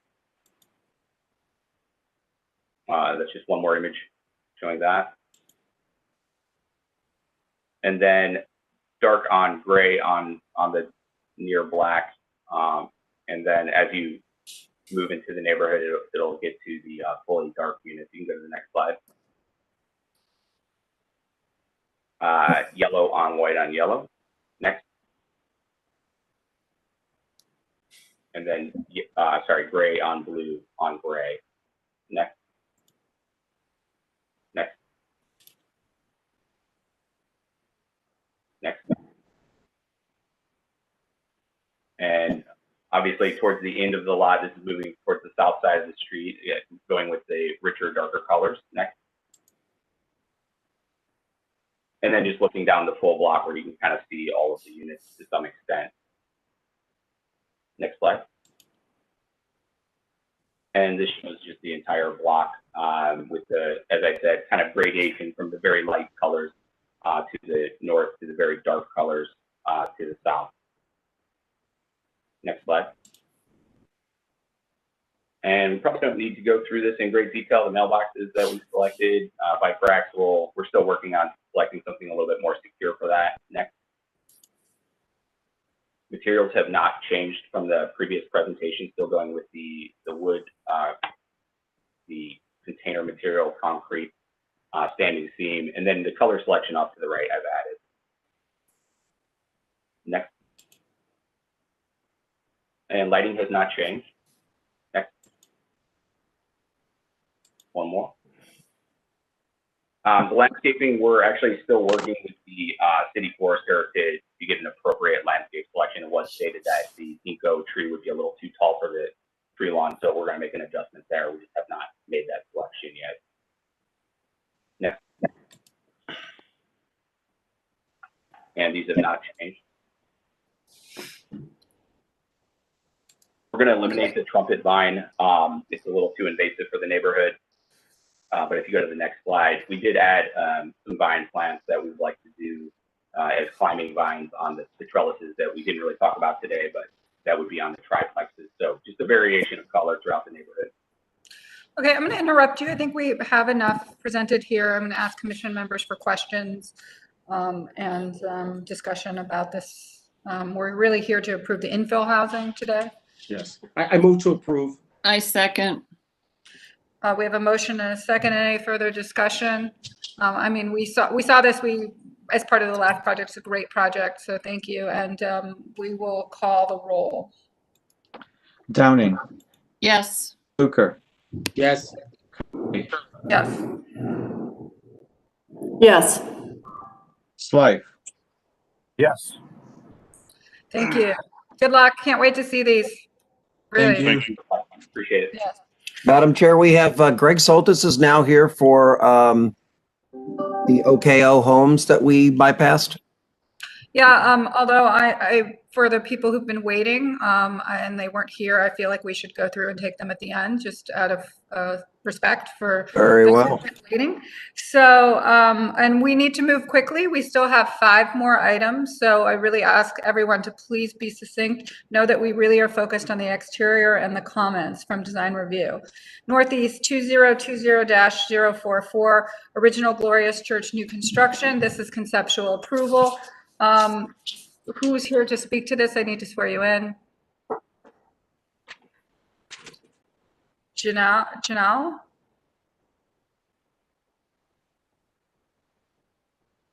Maurice? No one here? I don't see her name in the list. That doesn't mean she's not here, but Okay. Well, if there's no one here for that, we're going to move on. The next one is Euclid Corridor -2019-55. This is East 90th Street Apartments. I have a whole list of people here for this. So 5 of them, if you're all here, if you could just say your name quickly and I'll swear you all in. Dominic. Go ahead. Alexis Joseph. We have Matt. Durante. Okay. Okay. Do you all swear to tell the truth, the whole truth, and nothing but the truth as you'll answer to the penalty of perjury? Yes. We do. Yes. This is conceptual approval. This is a revision from a previous submission. So please go ahead. Okay, this is Dominic. I'll start. What we had before was a design where we had the same. This is 2 phases. This is East 90th that you're looking at. We're talking about phase 1 being on the west side of East 90th. Chester's to the left. In the previous presentation, we had structured parking. We had a 1-to-1 ratio of structured parking. As we looked at the budget for that, it was just too much money for building all that parking. So we've rethought the project, and we now have the building on a slab, and then there's a parking lot on the west side of the buildings. And the buildings still align 90th as they did before, but in a different configuration. So if you want to move, the gray block itself is then phase 2, which would be another L-shaped building, just creating a building along 90th and the parking then inboard. Next slide, please. This is the site. Again, 90th is, with phase 1, 2, 3, and 4, 1 and 2 to the west, and the bottom would be the east in this sheet, and that would be phases 3 and 4. Chester on the left. We also want to be open 90th to Chester again, and we'd like to work with the city to create that connection on 90th and Chester. Some views of the existing buildings along 90th. Next slide, please, on the right of that picture. You can just keep moving. Next slide. We're going to go fast. Again, you have the two phases as shown in the site plan here. There's 130 units for phase 1. Phase 2 will be about 90 units. And then the parking lot behind is a 0.5 to 1 ratio of parking. Entrances along East 90th for the buildings themselves, and entrance on the parking side at the corners, the inside corners. On the south or the left side of phase 1, there's a nice patio, which we've cited, and that's a common area patio. Inside the building on the ground floor will be a lot of the common spaces, and they'll flow in and out of that patio space. Next slide, please. Floor plan. This is workforce housing, so there are 1-bedroom micro ones, some studios, a couple of 2-bedroom units. The goal here is to provide workforce housing that we can deliver in this neighborhood for under $1,500 a month rent. The site plan also shows edging of landscaping and fencing. And you can go to the next slide, please. Next slide is just, typical layout of the circulation inside with double loaded corridors. Keep going. A placeholder for the other. So the building itself these are the elevations. We are working with 3 colors of masonry.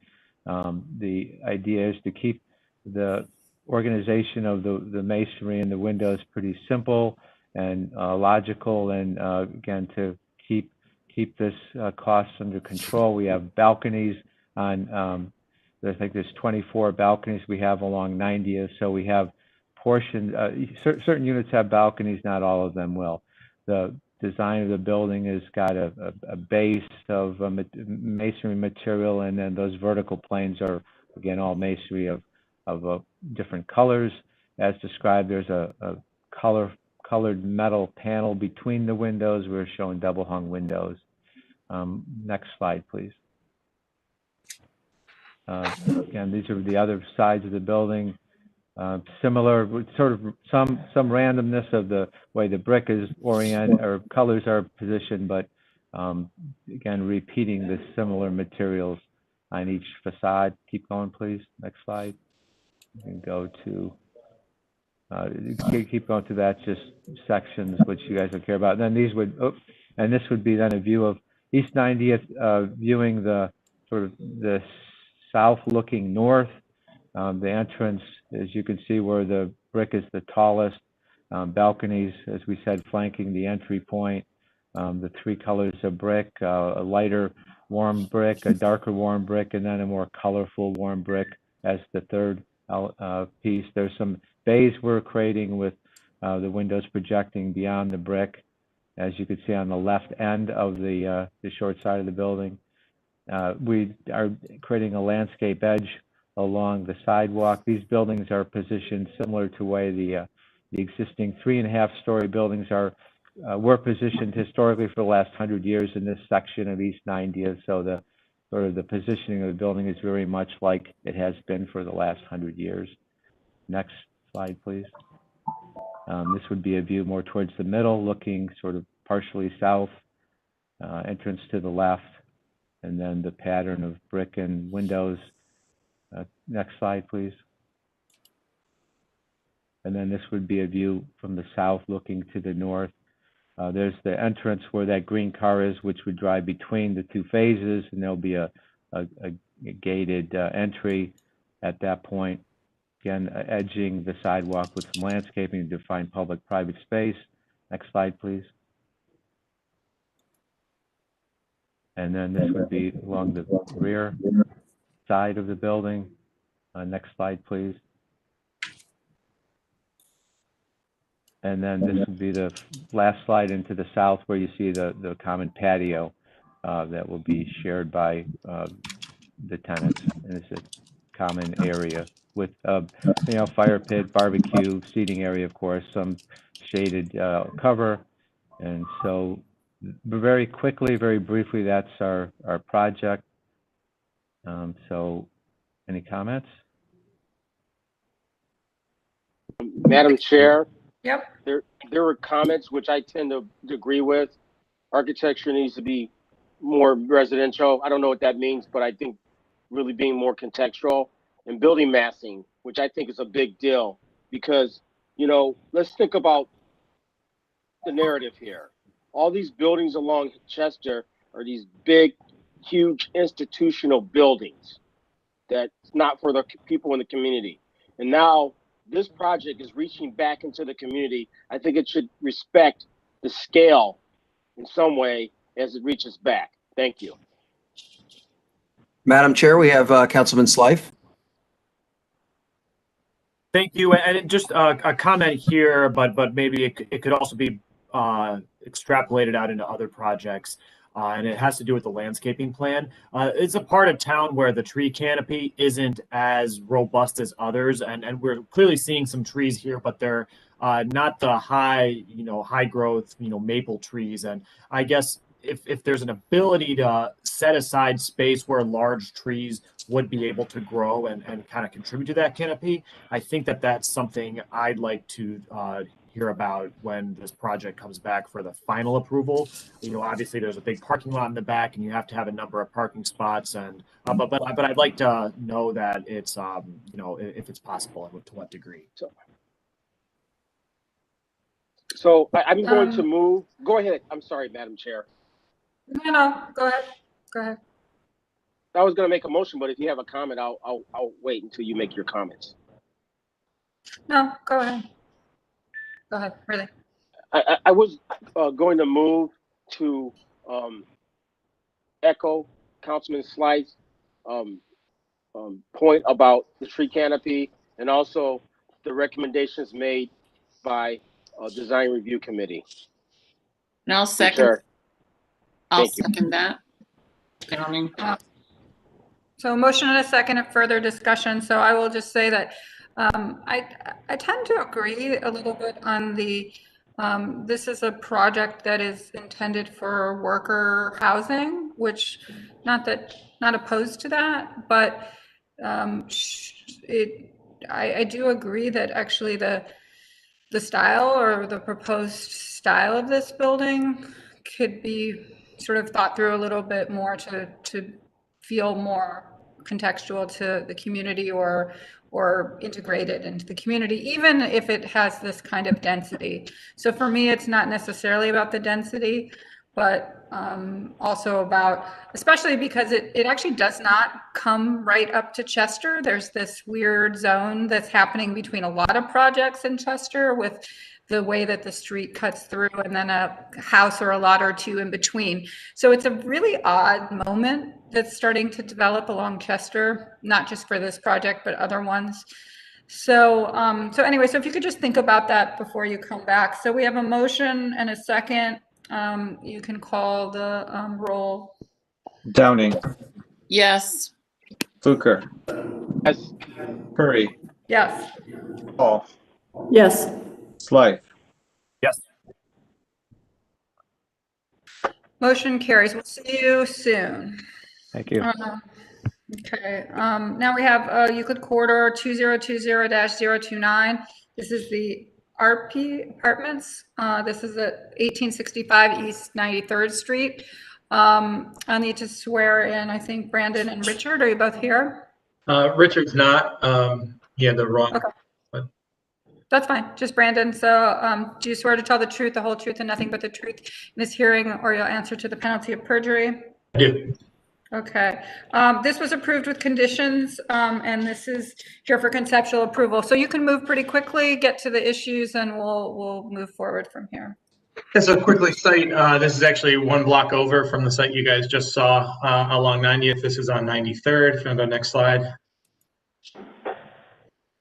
Some contextual photos of this site. Heading from Chester down the street towards our site. Obviously, you go from the Cleveland Clinic institutional approach and the proximity of Inova, and then walking down this street, which is a lot more residential feel, has those beautiful tree lawn trees and developed trees, as you see in photo number 2, looking back towards Chester. But coming up from Chester to the north, you'll see 2 sets of 3-story or 4-story brick masonry apartment buildings, and then 2 unique houses, one of which, if you go to the next slide, In photo number 3, you see the two adjacent structures. One is I believe it's a HUD, affordable housing, that has a deed restriction on it and can't be torn down or done anything with. But the one to the left is obviously a unique home to the street. There's a lot of very unique, homes that, even though they're single family, they are kind of in that 3 to 3.5 story height because of their ridge lines and stoops, et cetera, to them. One of the elements, house number 1 that you're seeing here in photo number 1 is just slightly above north of our site. But we felt that that beautiful Victorian house is a newer house, very well upkept for the street. And then also across the street, home number 2, is what obviously the hope of the move and the development of this street continues to kind of renovate and modify these homes into that character. And then obviously you have the more commercialized apartment building with Nova. Next slide. So looking at the site plan, we have 4 parcels of land. One is a Cleveland Land Bank parcel. The other 3 are controlled or have an option. One has an option to buy, 2 are controlled by our client, RP, Dr. Arnstein. The proposed structure is a 4-story, 42-unit apartment building with 2 12-foot one-way lane access drives flanking the building. And key to this building is obviously maintaining that 30-foot setback and frontage that aligns with the housing adjacents to and front, so we can create that nice tree lawn experience.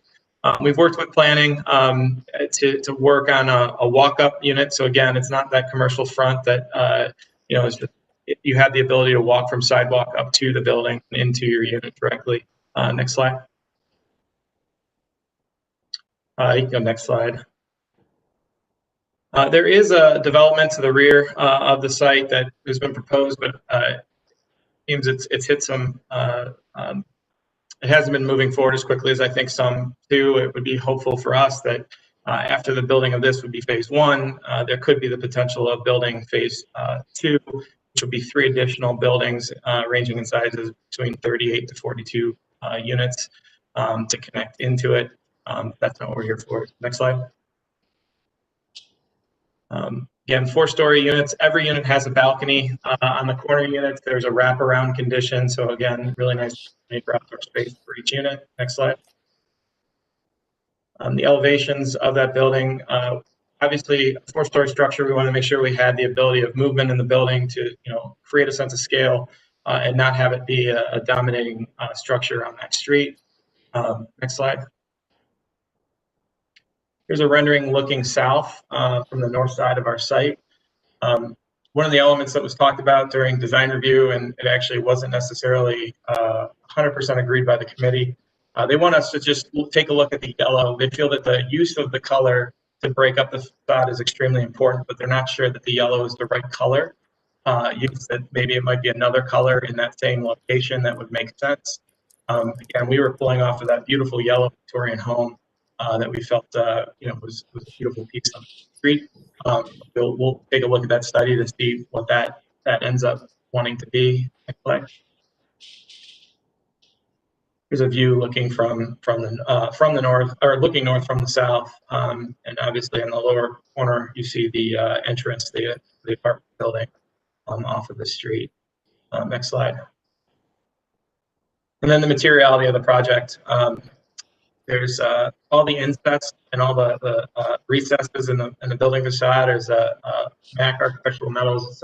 It's a faux wood veneer with some various other metals. Again, the charcoal, the pale yellow, and the white framing those balconies. And then integral color CMU masonry at the bottom, but broken up, so it's not just a complete grounding band, if you will. The small MAPES canopy, railings, and glazing. That's it. Okay, thank you. Commission members, there was the comment from design review, which I agree with, is that maybe before you come back, you really take another look at the color scheme a little bit. So are you open to that? Yeah, they love the color scheme except for the yellow, and again, it was split. Some of the committee felt that it was it needs a vibrant color because that's what these homes and streets have. You know, they're not, they have some unique colors and aspects, but they weren't sure if yellow was the right version. So they didn't oppose the wood and the grays and the white. It was a matter of figuring out what the right color would be for that yellow, if it is or if it isn't. And we said we'd absolutely take a look at that and come back with that. Okay. I appreciate your attempt to break it down in scale and break up the facade. I think it's worked really well. I'm going to move to approve with comments from Lillian and design review. I'll second, but Charles's hand is up. Oh, I'm sorry, I didn't see him. It was never lowered. My bad. Oh, okay. I'll second. Counting. I think we lost Lillian.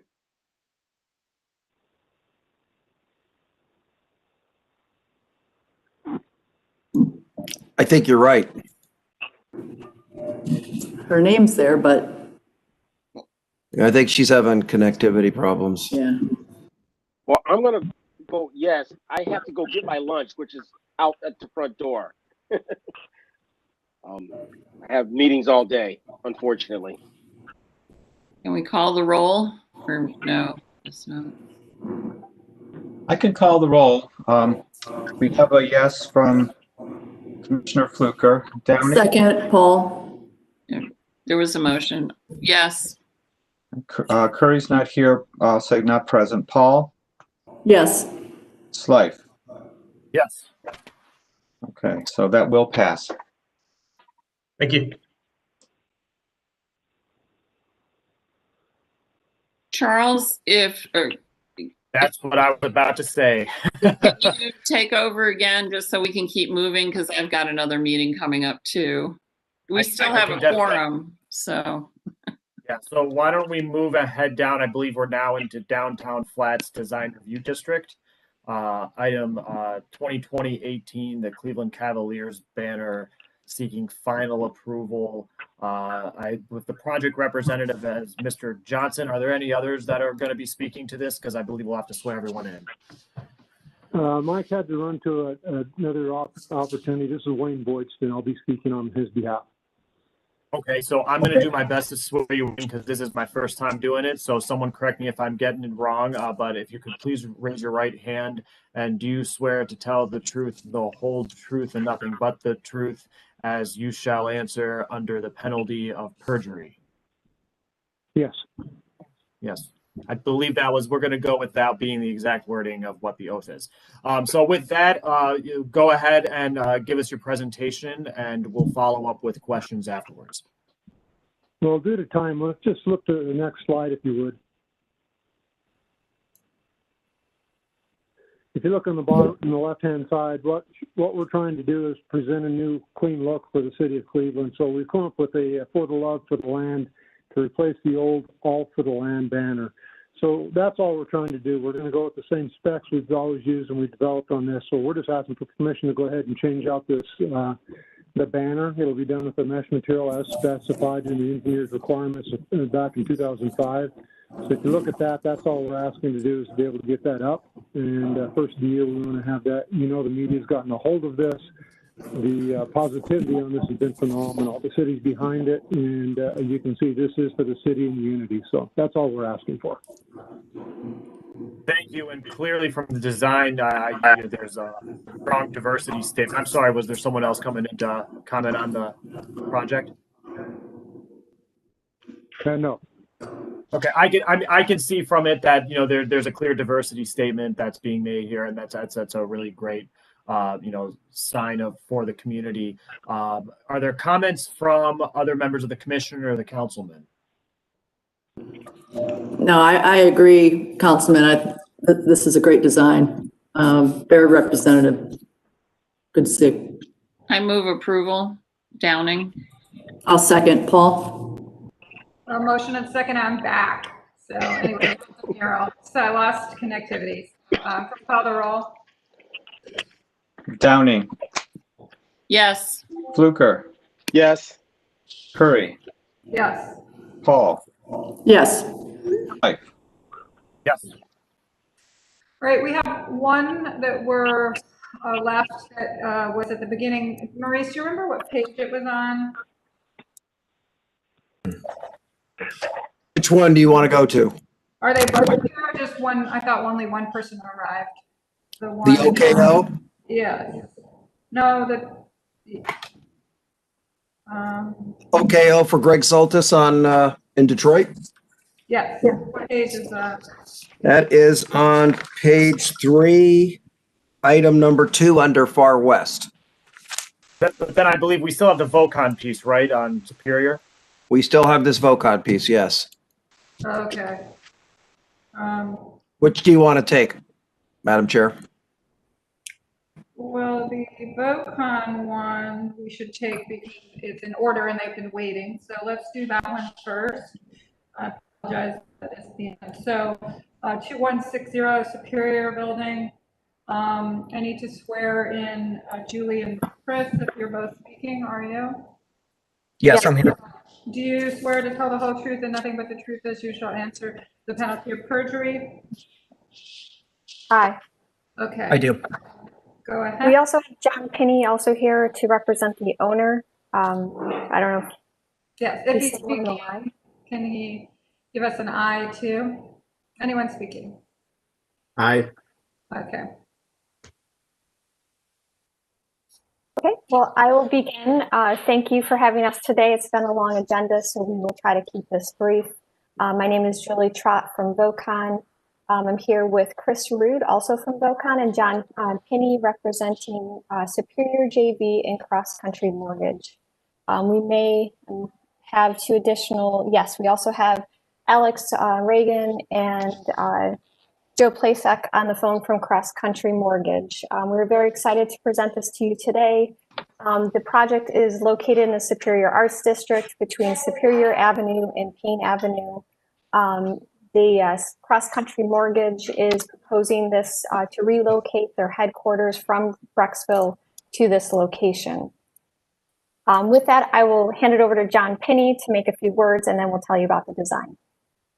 Yeah, so good afternoon, everybody. I'll be very brief. And I know there's still items on the agenda, but on behalf of Superior JV, the development partner, Cross Country Mortgage, my law firm, Corman Jackson and Krantz, and the CCM team who are on the call as well, who've been working on this for 3 years, we just want to say a couple of words of thanks. It's been a long process. It's a sizable project. First, we want to thank the mayor's office, especially the economic development department. Director Ebersol has been terrific to work with, and Councilman Jones, his support has been great.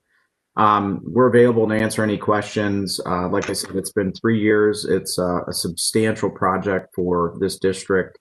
It represents a substantial increase in the number of jobs in the area, and put a lot of time and effort into it, and just want to say our thanks, and we're available to answer any questions that the commission may have. Thank you.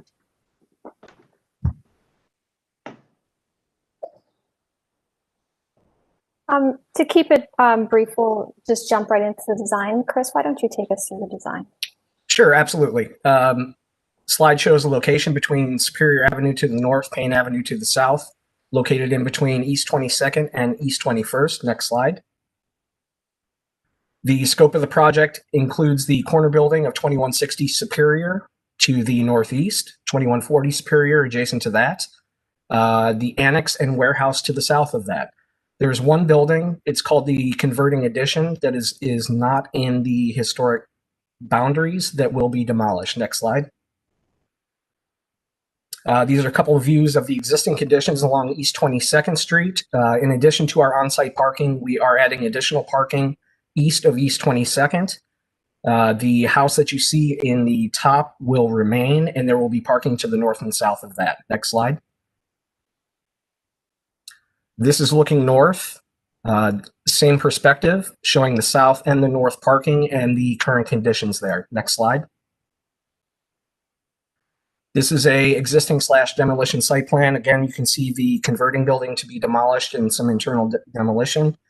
The project basically involves repurposing 2160, 2140 annex and warehouse to office, training, and call center. Next slide. With the proposed site plan, One of the things you'll notice is that the parking area has been expanded, but we have also added landscaped islands into that parking. We have a total of 421 spaces that we're providing both on-site and off-site east of East 22nd. One of the recommendations that we received that we are implementing that you'll see on the landscape plan is to create landscape buffer along 21st, along Payne, and then also on the east side of East 22nd. You can also see the decorative fencing we are proposing and the lighting and the repurposing of the signage to the south of the warehouse. There's an existing monument sign there that would be repurposed. Signage will be subsequently submitted in a separate package. Next slide. This is a floor plan just showing the typical layout of the repurposing of the buildings. One of the things to note over in 2140 to the lower left-hand corner is we are proposing a new skylight into that building in the training area to introduce light. Next slide. In looking at the landscape plan, this gives a little bit better indication of the planting sizes and what we are trying to do to create a more pedestrian-friendly environment along East 22nd, along Payne and 21st as well. And there's a variety of plantings that are being implemented here, combination of trees and shrubbery. Next slide. In this slide, you can see the variation. We've been working with Deru as our landscape architect, and you can see the combination of trees and shrubs that we are using. And we are using essentially species that will create pop and contrast to the building. Next slide. This shows the existing conditions of the windows on 2160. I will note that the windows that are currently in this building are not historic in nature in terms of what was originally there. So in working with our historic consultant, we are putting in windows that essentially bring it back to the historic character. Next slide. This orthogonal elevations illustrating the current inconsistency in the existing window types across the facades on 2160. Next slide. These are east and north elevations of what we are proposing to bring back historic windows and an industrial type window with hoppers. These will be both either operable or inoperable, depending on the owner's request. Our historic consultant has indicated that as long as they meet that character, that they will be appropriate. Next slide. And then again, the west and south elevations. Same thing. Next slide. This is a rendering showing what the windows will look like and what the building will look like with a combination of the new windows and a cleaning of the brick. Next slide. This shows the existing conditions of the warehouse that exists to the south of 2160. We are maintaining this, and it's being repurposed. Next slide. As you can see, all the windows will be replaced along the east elevation. In addition to this, we are creating a new secondary employee entrance that happens off of 22nd. This is directly across from the off-site parking that was shown previously. Next slide. In addition to that, there are no windows currently on the west elevation of either the annex or the warehouse. So we are proposing new windows to allow further light in addition to having a primary employee entrance at the annex where the converting addition is being demolished. Next slide. This shows the different types of lighting that are being used on the project, all LED. LED site lights in the parking areas, LED wall packs, and in addition to that, LED up-down lighting that will be used along the facades of 2160 and the warehouse as well. Next slide.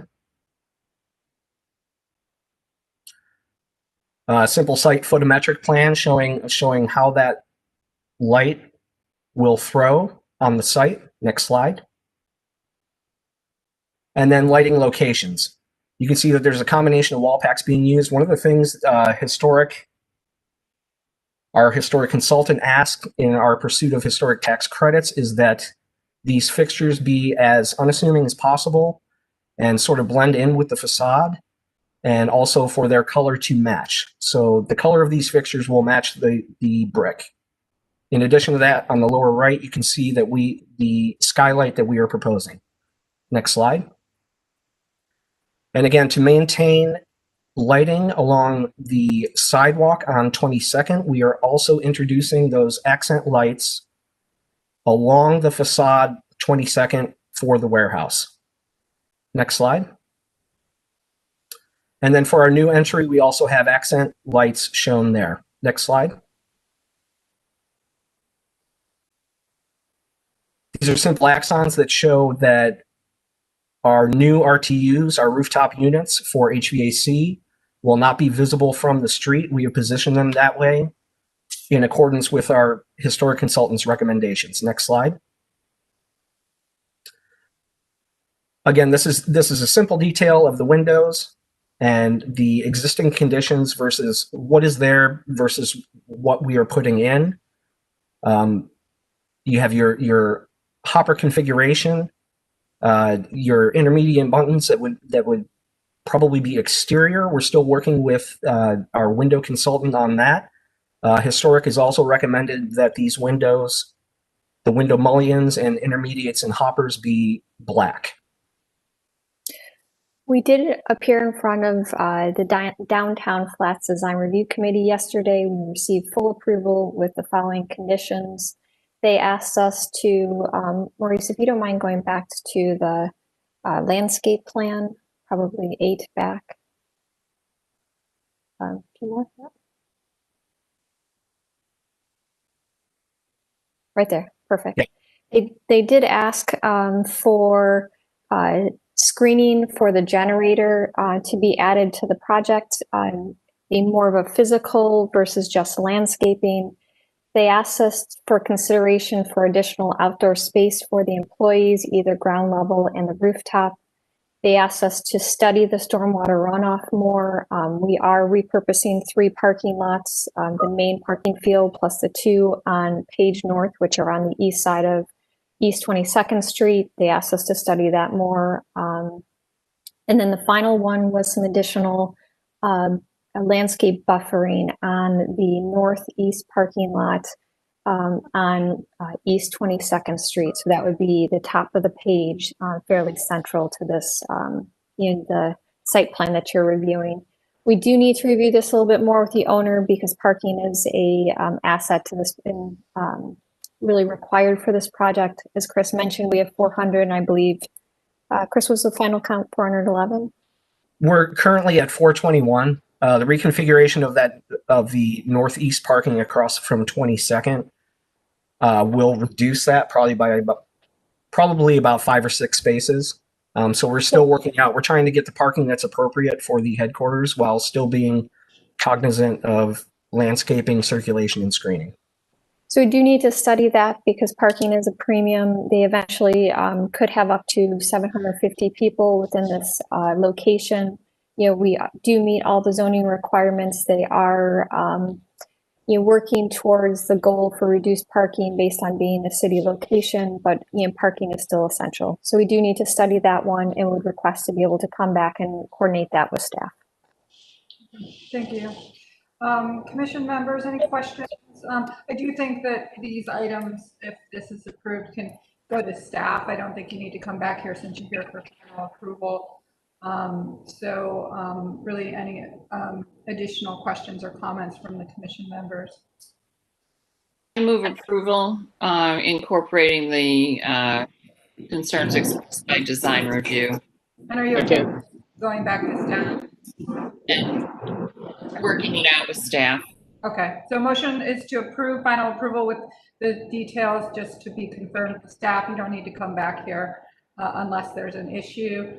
And we have a second, and before we vote, I'd like to say that this is an exceptional project. What an incredible anchor for this district to bring all these jobs and to renovate this building and to do the kind of the way you're looking at the whole block. So congratulations and thank you. This is a really critical and important project for the city of Cleveland. So Really appreciate it. Sorry that you had to wait the whole meeting. So with that, let's take a roll. Downing, Yes. Fluker, Yes. Curry, Yes. Paul, Yes. Slythe. Yes. Thank you. Motion carries. Congratulations. Can't wait to see this project. Thank you, Madam Chairwoman. Thank you, everyone. We have one that we're going back to the last, which is the number 2 on the agenda, which was OKO Homes Detroit Shoreway. And this is Greg Schultz. This is here to speak to this. Can I swear you in really fast? Yes, Okay. Do you swear to tell the whole truth and nothing but the truth as you shall answer to the penalty of perjury? I do. Okay, let's go. You're last. We got to move pretty fast. We'll take like 2 minutes. Okay. So you've all seen this project before. Really what's changing about this project is that we're going from 9 units to 7. There are still 3 single-family homes up on West 57th Street with townhouse units in the back on West 58th Place. What has changed besides the fact that the houses, there are fewer units, and that's to accommodate all 2-car garages should everybody choose a 2-car garage. If someone wants a 1.5-car garage, they can still get one. But these 2 units on units 4, parcel 4 and parcel 5 that you see there were originally oriented towards Side Avenue. Their fronts were on Side Avenue. They've been rotated so that they face the green space, which would be the center of the little community. And then there's more space in the back because we removed a unit. There were some recommendations made by the design review committee, which I'm going to be looking at when I come back to them and then come back to you, to get rid of the drive that connects to West 58th Place and make more use or more room for parcels 4, 5, 6, and 7, and potentially rotate 6 and 7 so they're not facing the backyard of the unit in front. And just real quickly, next slide. If we can skip through this and just get to the elevation. So next slide. So these are the units that will be facing the street. They're in keeping with the nature of the existing houses on West 58th Street. Next slide. Next slide. Next slide. That was a rendering that we had done. There'll be 3 instead of 4. Next slide. Next slide. Next slide. And then this is the concept for the townhouses, which will be in the back. So the front units are very single-family house-like to match what's on the street, to be good neighbors. They have full-on 8-foot deep front porches. The townhouses in the back have rooftop decks that as their kind of outdoor public space. And I think that's sufficient for you all to get the idea of where we are currently. And we're just doing conceptual approval, and it's on this kind of, you're going to reduce the number, you've made a reduction in terms of the number of units, but it's conceptual approval, and you'll come back with both these revisions and the removal of the road as well, right? Yes. Okay. I move approval. Downing. We have a motion and a second. Second, Paul. Okay, 2 seconds, which is great. And can we have a call for the roll? Downing, Fluker, Yes. Curry, Yes. Paul, Yes. Slythe. Yes. Motion carries.